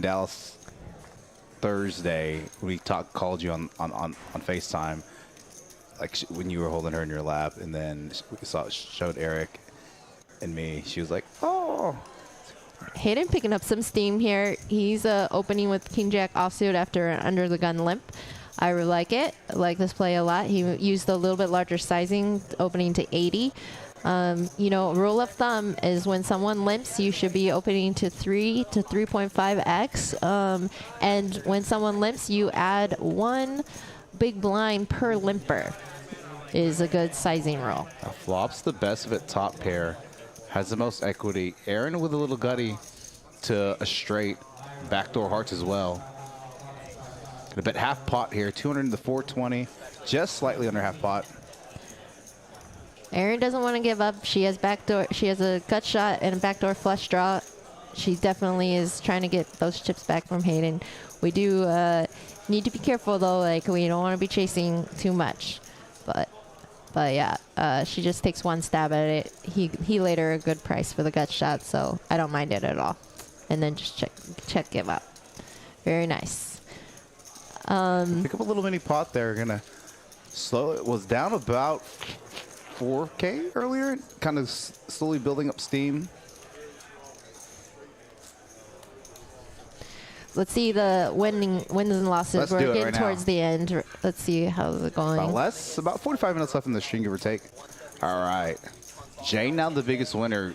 The boy getting back up there about three players over 1,000. Jay close to 2K.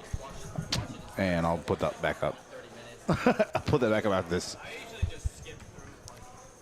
When are you going to be back, RB I hope Phil? y'all speed read that. No. All right, Bridge Mike. Calling the 10. Hayden goes ahead and opens here to 50 with pocket 8s. Jay, you want to bet? How much you want to bet that Jay 3-bets here? It's definitely 3-betting here. And again, this is one thing that with like some of these suited aces, you want to mix in some smooth calls because like if you're always 3-betting all your suited aces, you're going to get 4-bet a lot. Yep. And I agree. I think sometimes you have to. Let me say one thing you can consistently do, guys. Consistently do is be inconsistent. I agree with that 100%. You shouldn't be doing anything absolutely every time in poker. Otherwise, you are very easy to play against. Make yourself tough to play against by not doing the same thing every single time. If you do the same thing every single time, you're much easier to play against. And I think that that's something that a lot of actually really good thinking players, for me, are very easy to play against because they just do the same thing. Right. Like players like Jay, I fully expect him to be 3-betting all his suited aces. So I know that he has all the suited aces in his 3-betting range, and that makes him a lot easier to play against. Yeah, and I agree with your statement. Let's see where. Let me go over action real quick. Hayden with the boy with the best hand top pair. Okay, but he does have a straight draw, right? He needs a jack. That's really going to give him the dummy end. Could be in the 6. Yeah, has some outs here. I don't know actually.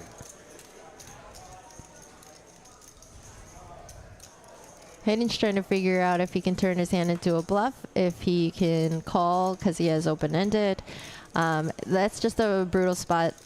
He does fold, I think, correctly. And given that if he hits a jack, his hand is not that great. And only the 6 is really a good card for him.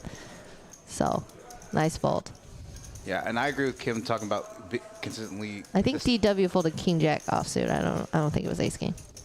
Yeah, consistently being inconsistent. Like, you know, I played back-to-back hands a couple weeks ago before I left for Daytona.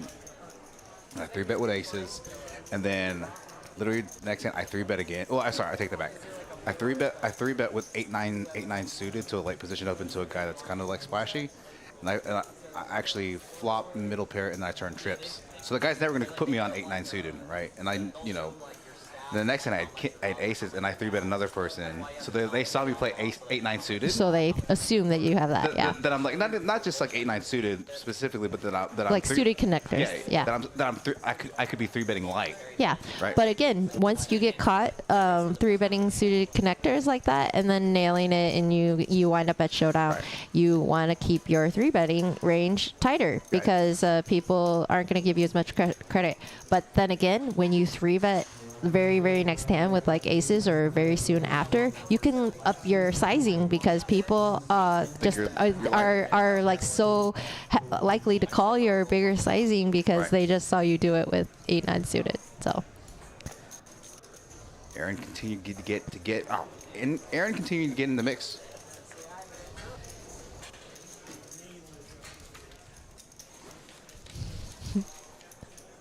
are we getting a tip in the booth? From Cup. Oh, that's so sweet. Hey, you guys, listen to this. Super chat, a paper super chat, So, non-virtual yeah. super chat. Yeah, we have a super chat where people can like donate money to us in the booth and stuff like that. It hasn't been working for the last couple of days. I'm trying to figure that out, but Cup coming through in the clutch actually I joked with him. I was like, it's not working for him. So he actually had somebody send us an actual super chat. We got a super chat from Cup. Truly amazing live stream. Such amazing commentary. And $100 tip. Thank you so much, Cup. Very, very, very generous. And just so you know, guys, definitely super chat. It the commentators don't get any of it. It's just truly the production side. Eddie, obviously, he pretty much gives his life to this stream, and For same sure. with Eric and the all these guys. They get benefit from it, and so be generous with that, and definitely for the other stream as well. You guys know that Hayden and I super chat all the time for TCH streams, and so really just helps reward the production staff and lets them know that you appreciate all the work that goes into this, because honestly the streams struggle to make money for the clubs and everything else, and we really they need all the support the financial support that they can get. So thank you so much, Cup. Jay said Bridge Mike folded King Jack and DW did fold Ace King, so very interesting. Tyler asked for the VPIP. Let's show VPIP. Let's see if I can do it. Voila. Aaron up there at 63%, DW at 46, Jay and Boy and Bridge Mike. Oh, he's not at the bottom for once. And yeah, I hope you got to speed read that. Sorry about that. T-Dot mucking King Jack offsuit in early position. That's definitely table specific. If you guys are comfortable opening King Jack in early position, I don't think it's a bad play, but a lot of players are not comfortable playing that hand in early position, and you should definitely muck it if you aren't. Speaking of King Jack, would have smashed this flop against two players holding worse jacks.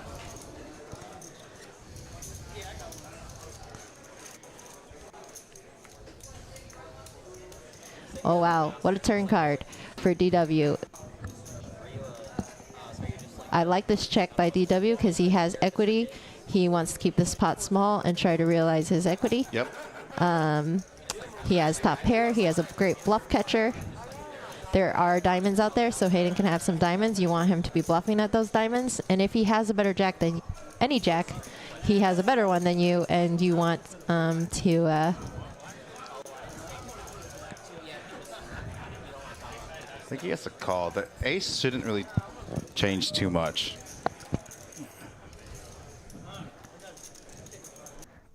Uh-oh. Oh, Uh-oh. What's going on? lag. It's weird.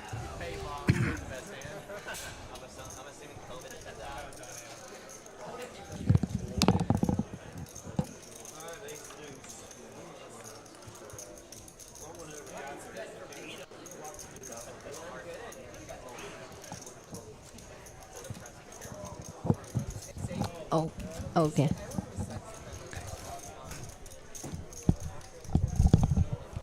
All right. some. I keep on having to step out of the booth because like just checking on production. Like when I'm running production here, I step out just to make sure chip counts are right and just checking with Eric running action tracker. So.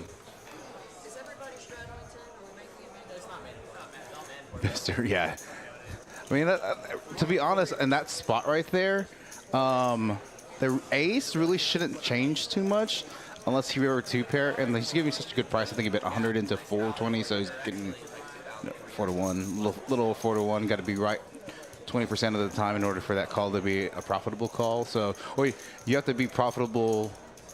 You have to be right 20% of the time in the long term for that to be a profitable call. Is what I mean. So. Again, give Texas Kim a great thumbs up here. Doing great in the booth with the Ask Kim segment. Now, she did step out of the booth for just a second. So if you have additional questions, please feel free to ask them. About half hour left in this chat. Oh, wow, here. All right, I'm not going to lie, I didn't see it. Raise, 3-bet. 115 with kings. Check, check, check, check, check. The boy, 105. Aaron raises to 310. Okay, so. Interesting line. I'd be lying if I said if I was paying attention to this hand.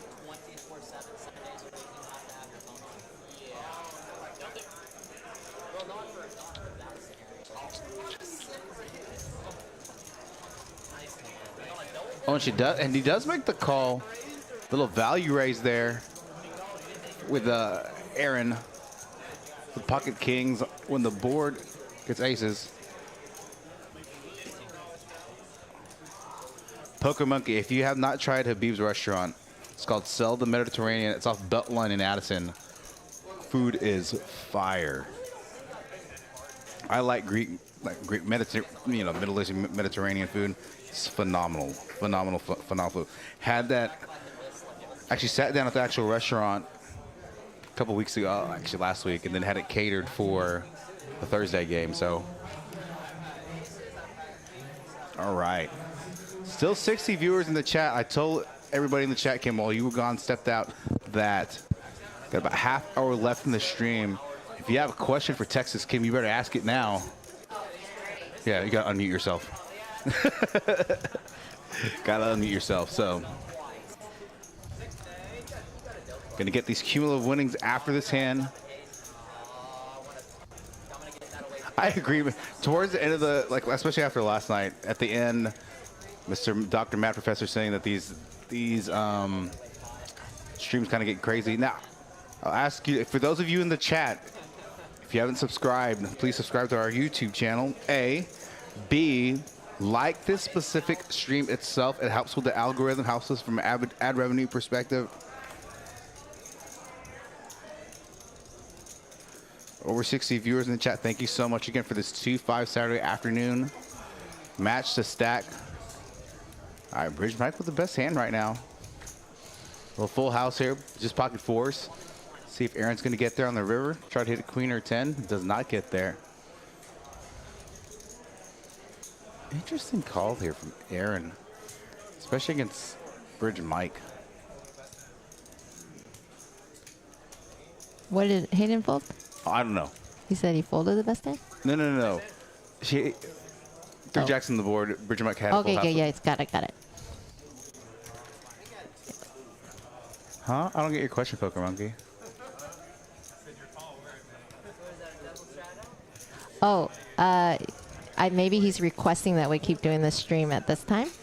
I don't know. Yeah, I actually don't understand the question. But Poker Monkey, we should all go together sometime before one of the streams. We love that place. It is so Zelda, super amazing. Zelda Mediterranean on Beltline in Addison. Let me give you guys some points so you can DJ gamble. I'll give you 2,500 points. All right. As we're nearing. Oh, Hayden did fold 6-6. Oh, he did. Okay, so I wasn't. Wait, why? I don't know. I didn't see it. Sometimes Hayden's folds just blow my mind. He's a big folder. Kim is not a big folder. Mrs. Texas Kim, not a big folder. I told Hayden that if we could just merge some of my bad calls with some of his bad folds, we would probably play perfect poker. Yeah.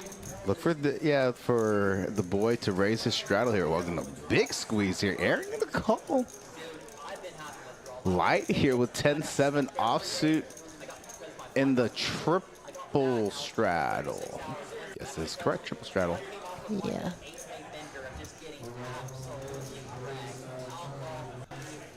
Turn on the table, Yeah, Mike. there's a lot of background noise going on right now. Now, this is a better board for Aaron than it is the boy. So see if, he's going to still see bet his entire range here. Bet 200 in a pot of 600. Third pot here. That was a board that was better for Aaron's.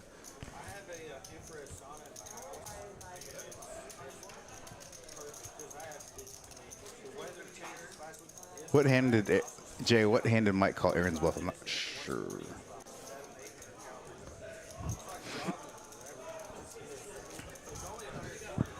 Gwen, I know. I'll talk to Garrison. So there's a 15-minute delay. If you can text him after the stream's over, I tell him I want to talk to him after the stream. But do you know what stake he usually plays? Like 2-5, like 5-5-10. I don't know what all his stakes are. I'm putting together like a spreadsheet. I'm probably going to do it tomorrow, but just like go back and look at all the streams and put together like cross-reference lists of this and that and the other.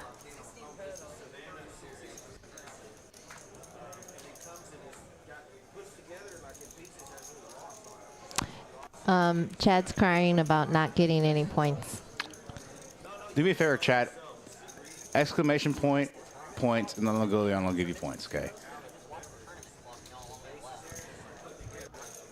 I don't know if Eric got pictures or not, so if he didn't, I'm going to go get some action shots because we like to do that to build our prayers. Oh, okay. Aaron bet 200. Bridge Mike called with pocket fours, so Hayden folded sixes. Oh, okay. That makes way more sense than Aaron calling 200 I got you. with queen high.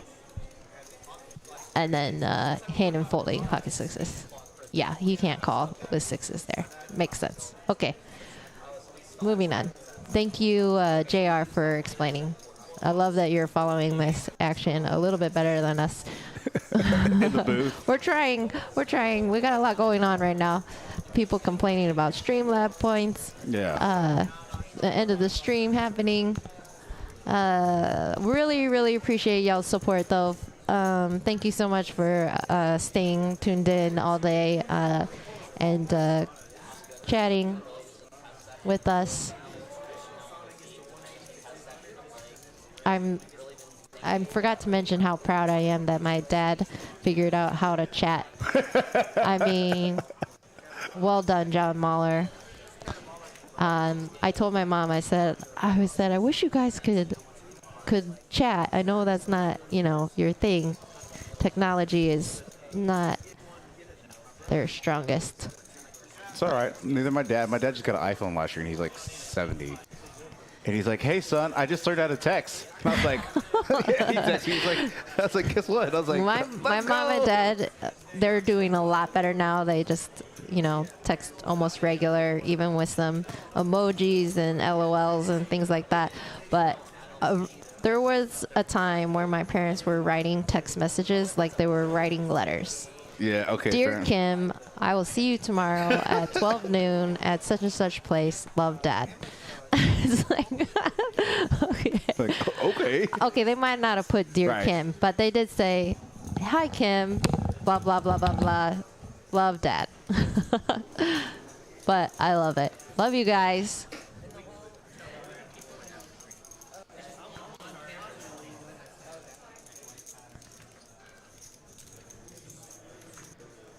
All right, let's see. We're going to close out this night with a little bit more action, and we've got a lot of $10 limping and a lot of $10 hands, so it makes perfect sense. Let's see this $10 flop.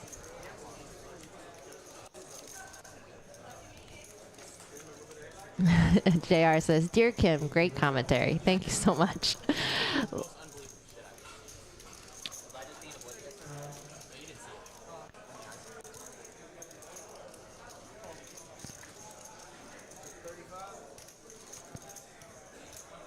All right, let's see. We got a gut shot here. We've got top pair and a 9 kicker.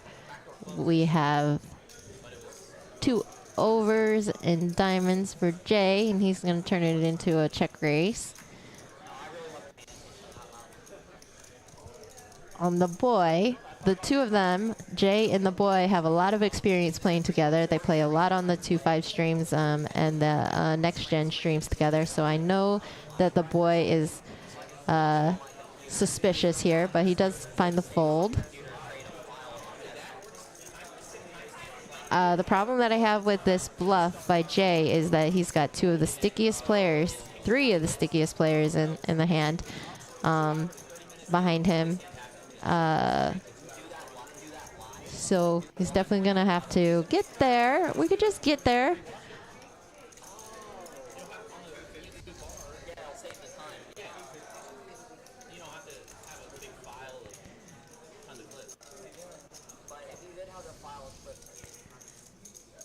All right. Jay decides to value bet this hand to 250. I actually like this sizing. Once we're bluffing and we make our hand like this, we want to start extracting value.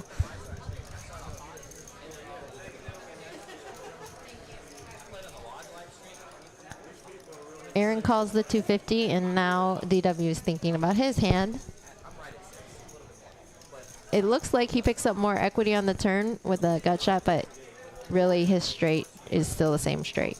It was a 9 high straight, now it's going to be a 10 high straight. So be careful of that. Sometimes I get confused. I think I have a double gutter, and actually I just have the same gutter. Oh, wow, what a plan. Jay goes from betting with complete air to runner, 2 pair. Oh no, he checks it now and lets Aaron do the betting for him, and he's going to snap call and win.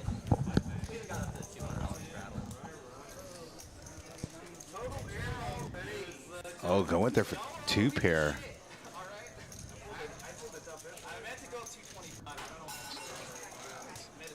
Had to step out again. Usually Eric and I are switching off duties between Action Tracker, taking pictures and stuff, and he was coaching somebody on the Action Tracker, and then he had to take over, and he forgot to take pictures. So we like to use these pictures for future streams and when players play. Oh, dang it. Nothing bad. I just forgot to go over everybody's player profiles, and I meant to do that, so I'm going to do it in the last 30 minutes really quick. All right. So you've seen the players from the night. Let me go to these questions. So I set one of the things we're going to start doing. We're going to start doing these player profiles, these bios, and then we're going to start making these slides for every player that plays these streams. So I'm going to go with Hayden Fortini first. Hayden, y'all know him. His nickname is Mr. Texas Kim. Mr. Texas Kim. His occupation, based off his response, is Luckbox. Been playing poker for 18 years. Favorite poker variant, no limit hold'em. And his favorite best poker achievement memory. He won 2 $900 tournaments in the same week. Like that was like when he first started, right? When he was 18 years old. When he was 18 years old. And what were the prize pool? Like 30, 40K or something like that? Both of those tournaments? He won like 60K and 80K or something like that. Oh shoot, I don't remember. Yeah, that's right. Yeah, so when he first started at 18 years old, won 2 $900 buy-in tournaments for 60K and 80K respectively at 18 years old. All right, we got a hand brewing here. Hi, yeah. We've got 2 premium hands and a non-premium hand, but a premium flop. Yeah. But he was a straddle, so he defended his straddle with the queen high suited. Love it. Something I would do for sure. And he check raises this hand.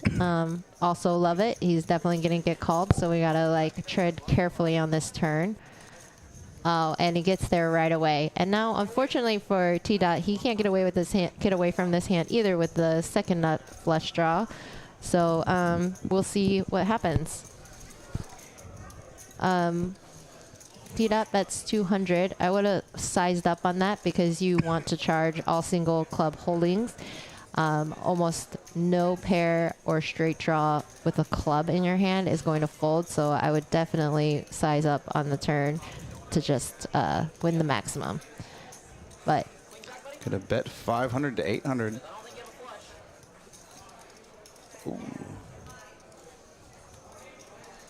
But again, I do like that T-Dot's considering folding this hand because In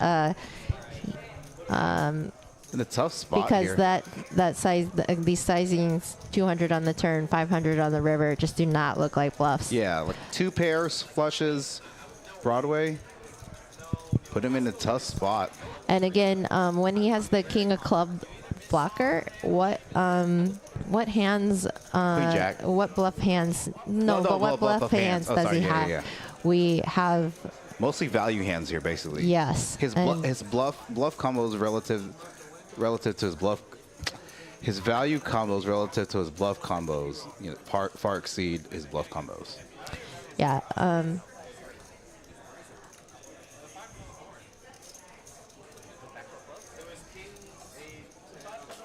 Oh, in the We call tough this spot. the tilt tank. yeah, the tilt tank. It's tanking with tilting. So definitely a tough spot. I Right. get it. He doesn't really want to pay off. Yeah, I like his thought process. He does have a lot of queen jacks with the. Mostly queen jack suited. I didn't see the pre-flop action. So He defended the. Okay. He defended the straddle okay, so then he can have queen jack offsuit here. for sure. Yeah. He can have queen 7 suited, Yeah. so he definitely can have queen jack. He has a lot. He's gonna have a lot of these like weird combos when he defends a straddle to a $50 raise. All right, as he's tanking right here.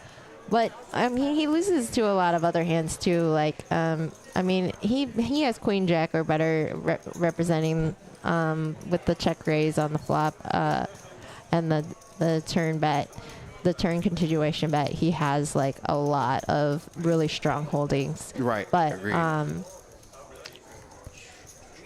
I don't think that ace king. I mean, I guess Garrison can have ace jack with the ace or jack of clubs as a bluff. right. That would pretty much be it, though. In the tank as he's going through here. So let's talk the 2 players in the hand. Thomas Strong. I do agree. Oh, go ahead. No, it's a T-Dot. I want to get the same one. Do T-Dot, yeah. Yeah, went to culinary school, didn't like it, has now been kind of playing poker now the past few years. Oh, Likes to great. play Hold'em. He said, last year going to Vegas and cashing in my first WSOP event ever. So that's pretty cool. Yeah, he does look kind of young, huh, Captain Underpairs? He says, why'd Susie dump me in high school? Not trolling. You guys, stop. JR, I agree. That is the big reason why I think a fold is correct. Yeah, good fold.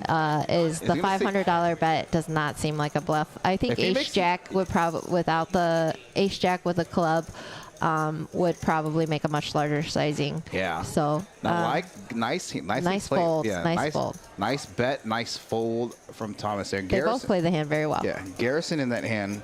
Okay, Garrison is father of 1-year-old, and he actually plays poker for a living. So been playing 45 years now. Loves Hold'em. He said going to the WSP for the first time last year and seeing all the top pros in the world. So that's kind of cool. I remember that. So, what were you saying, Kim? I don't know. I don't know, that's I'm my a big bad. talker. Yeah, that's my bad. I'm sure that if it was brilliant, I might say it again. Touche. Now, Aaron in the 3 seat. Action Lee is her nickname, which makes sense. I probably should have, which makes sense. Occupation, poker queen. Been playing poker for over 20 years. Favorite memory, playing the main event in WSOP and rivering a straight flush against quads. That's pretty cool. Nice. Well, let's turn him down a little bit and tell us some more about some of these other players Yeah. before we get to the flop. Mike Passel, Bridge Mike. Obviously, he's actually a professional bridge player. Been playing poker for 25. His favorite poker variant, I didn't know this, is PLO. Huh. Would have never guessed that. Best favorite poker achievement, any hand I win. Touche. All right. All right, this is interesting, actually. Jay opens to 30, and then Garrison 3 bets to 125 with 7-5 of Oh, spades. wow. Look at this flop. Great flop for his actual hand. Not a great flop for his 3-betting range. So we talked about hands like this. I talked to him like if you're going to 3-bet a hand like this, right, you have a lot of board coverage. Right, so if a high flop hits, you can represent like ace king, you know, ace king queen. When you hit low and you like c-bet your entire range, you actually hit this board and you smash the board. So he's getting raised here with Jay.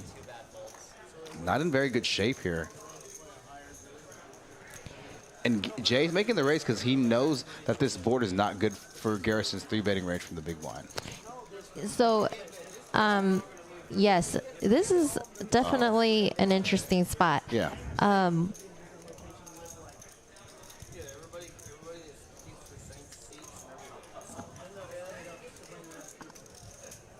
don't really know what to say about this particular hand because I don't play my hands like this. Right. In either of their spots. But these are both very good players, and I'm just going to watch and try to see what they think and what they do. The problem that I have with Garrison's lead on that flop is that because, like you said, he's not supposed to have a ton of those hands. I think his hand plays better as a trap and a bluff catcher. So I would have checked and let Jay try to bluff at it, which he probably would have. And then that jack comes, and you like don't bloat the pot, and he actually gets to possibly realize his equity going into the river for a much cheaper price. But that's how I would play it. This is not how they played it. I think they both played it fine. I think it's a matter of taste in that spot. And what's really cool about poker, guys, is that we all have different styles and different ways of playing and different trains of thought, and we're all comfortable doing different things. So as long as we're watching players that, you know, play similar styles to us and we're learning and adjusting, like Hayden and I are never going to play the same style. Not ever. We're just never going to do that. Right. But that being said, we're both really good players. We're both very, very profitable. And I think that there are people who ask me for coaching because they want to learn and play a style that's similar to mine, a loose, aggressive style with allowing myself to have a lot of playability post-flop and having some traps and various things and not doing a ton of 3 and 4 betting with the entirety of my range. Like, you know, that kind of style is different versus like a player like Hayden or Jay who just have a ton of 3 betting and 4 betting hands and in their arsenals. So I think just remember to play a style that works for you. Trying to play a style that you're not comfortable with is definitely the best and easiest way to lose money. Agreed. Last Poker Buggy, I'm going to text you about that live show. I need to talk to Kim about some stuff. So It's a maybe. maybe. Maybe. We'll get back to you by tomorrow for sure and let people know. I did not see anything that happened today because I'm trying to work on some stuff. So sorry for the non-analysis that in. All right, last player profile. Jake is a business analyst. Yeah. Program administrator, been playing poker for 20 plus years. Likes winning cash game sessions when there's professionals at the table. So I meant to get that out early. Who is that? Jake in the 6 or 7 seat. Nice. All right. Again, few minutes left here in the stream. Probably no more than 2 or 3 hands left. Jake's been pretty much card dev. We haven't even heard very much from him lately at all. Definitely just not getting any cards in this spot. All right, Jay with some deuces. Just mucks under the gun. Interesting. Yep. Cup will definitely get those towards the end of the stream. Your dad. Thanks, Eddie. Your dad saying, thanks, Eddie, Kim, and Hayden. Good job. Sorry, tech deprived. I represent your remarks. Love, Dad. That's so cute. Love you too, Dad. For the record, Mr. Muller, my dad would be like, "What's YouTube?" So he doesn't. No, but my parents did a good job. I told them, I They was did like, you great. guys can, you can watch the streams on YouTube on your TV. And they were like, we can? And they have started watching a lot of poker. And let me just tell you, they don't know much about poker, but they follow it pretty much religiously now. So they've been doing a good job I don't think it's stack sizes. supporting us. Thank you very much. Thank you, Mr. Dr. Matt Professor, saying really great commentary today. I'm going to pick up that little pot there at the end. Get probably one or two more hands again as we wind down here this live stream. Thank you for tuning in to this 2-5 Saturday Match the Stack live stream. Again, going to be live streaming cash games on Saturday. Trying to figure out the times and stakes. May switch it up every other week and go like 2-5, 5-5, 10. I don't know. We're just experimenting with some stuff and see what works best for us, and then what works best for you viewers. So had a lot of viewers in the chat this Saturday evening. Now evening, dark. Yeah. How do you guys like this 4 to 8 time frame for the live stream? Is it too early, too late, too well? Yeah, 'cause on is Saturday- Saturday bad? I know a lot of people have family stuff, so let us know what you think about this time frame for a stream. It's definitely a fun time to play. You know, it's later in the afternoon, so Yeah. people can still do daytime stuff with their family and then come can play do- the stream. Yeah, they can do daytime stuff in the morning, and they can still do nighttime stuff like afterwards. Like if we do like even like 2 to 6 or 3 to 7, they can go to dinner late. So just experimenting with times here. So they like the time schedule. Okay. What about the round of each game? Did you guys watch the round of each game this week? Did you really like it? Do you like the some hold'em, some PLO format, or would you prefer to just only tune in for a PLO stream and only tune in for a hold'em stream? I'm definitely interested in what you guys think. What you think about that? So I'm really liking the time. So good. It's good to know. And then like I said, we're experimenting with some stuff, different games, different stakes, different times. You know, we're still going to try to continue to stream like Thursday, Friday, Saturday, Sunday, Monday. Look at this. Bridge Mike realizing his implied odds of flopping a 3 deep stack. Oh, wow. Okay, Aaron.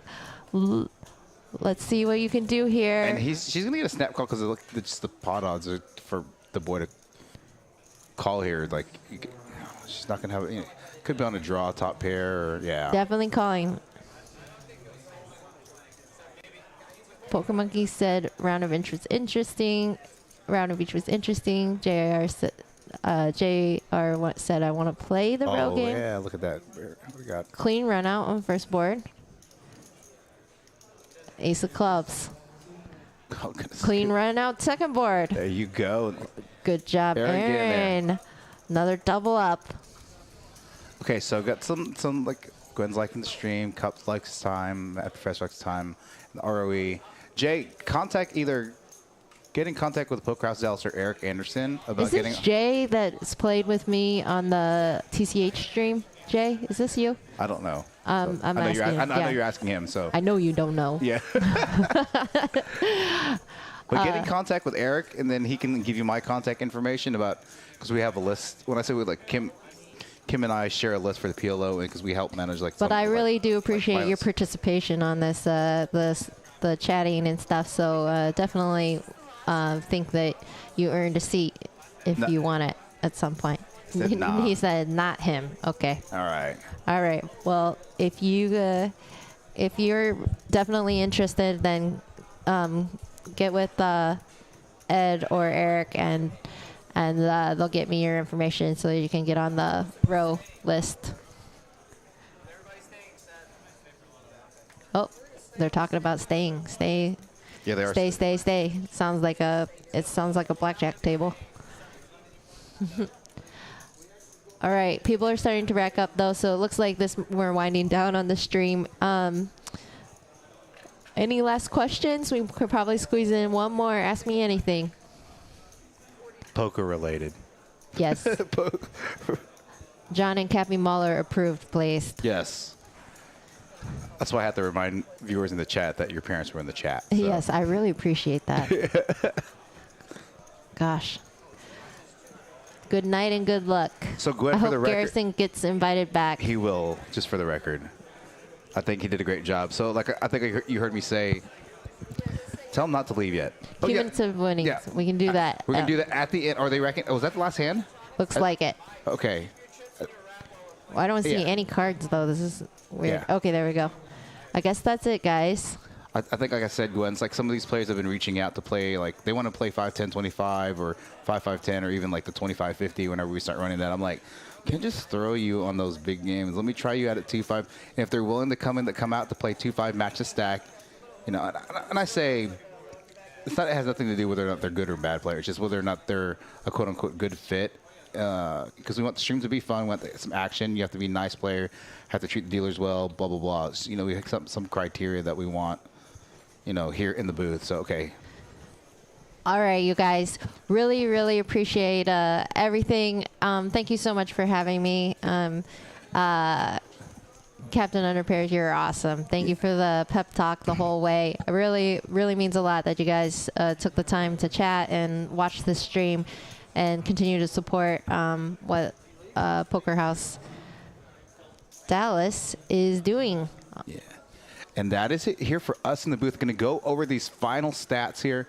Chip stack sizes. Garrison, Mr. Texas Kim finishing at the top. 60K, 6,500, all the way down to T.Jake and D-Dub. Just under 2,500. I don't know why we show that. Like, that doesn't even matter. Yeah. Like, people could be stuck for millions and have, Right, you true. know. Fair enough. So let's look at wins, V-pips, and... All right, Aaron, unsurprisingly, with the highest V-pip, 63%. And, you know, relative to this VPIP chart, I just want to say that I know Erin meant a lot to her to be on this stream, and she wanted to prove herself and everything else. And so I think even though she's at the top of the VPIP, she was really just trying to like show that she can play poker well, and she took a lot of great spots, and definitely want to give her props for that. 100%. Great job, Aaron. Always invited back here for future streams as well. And then what do we got? Win-loss page? Yeah, we'll look at PFR real quick.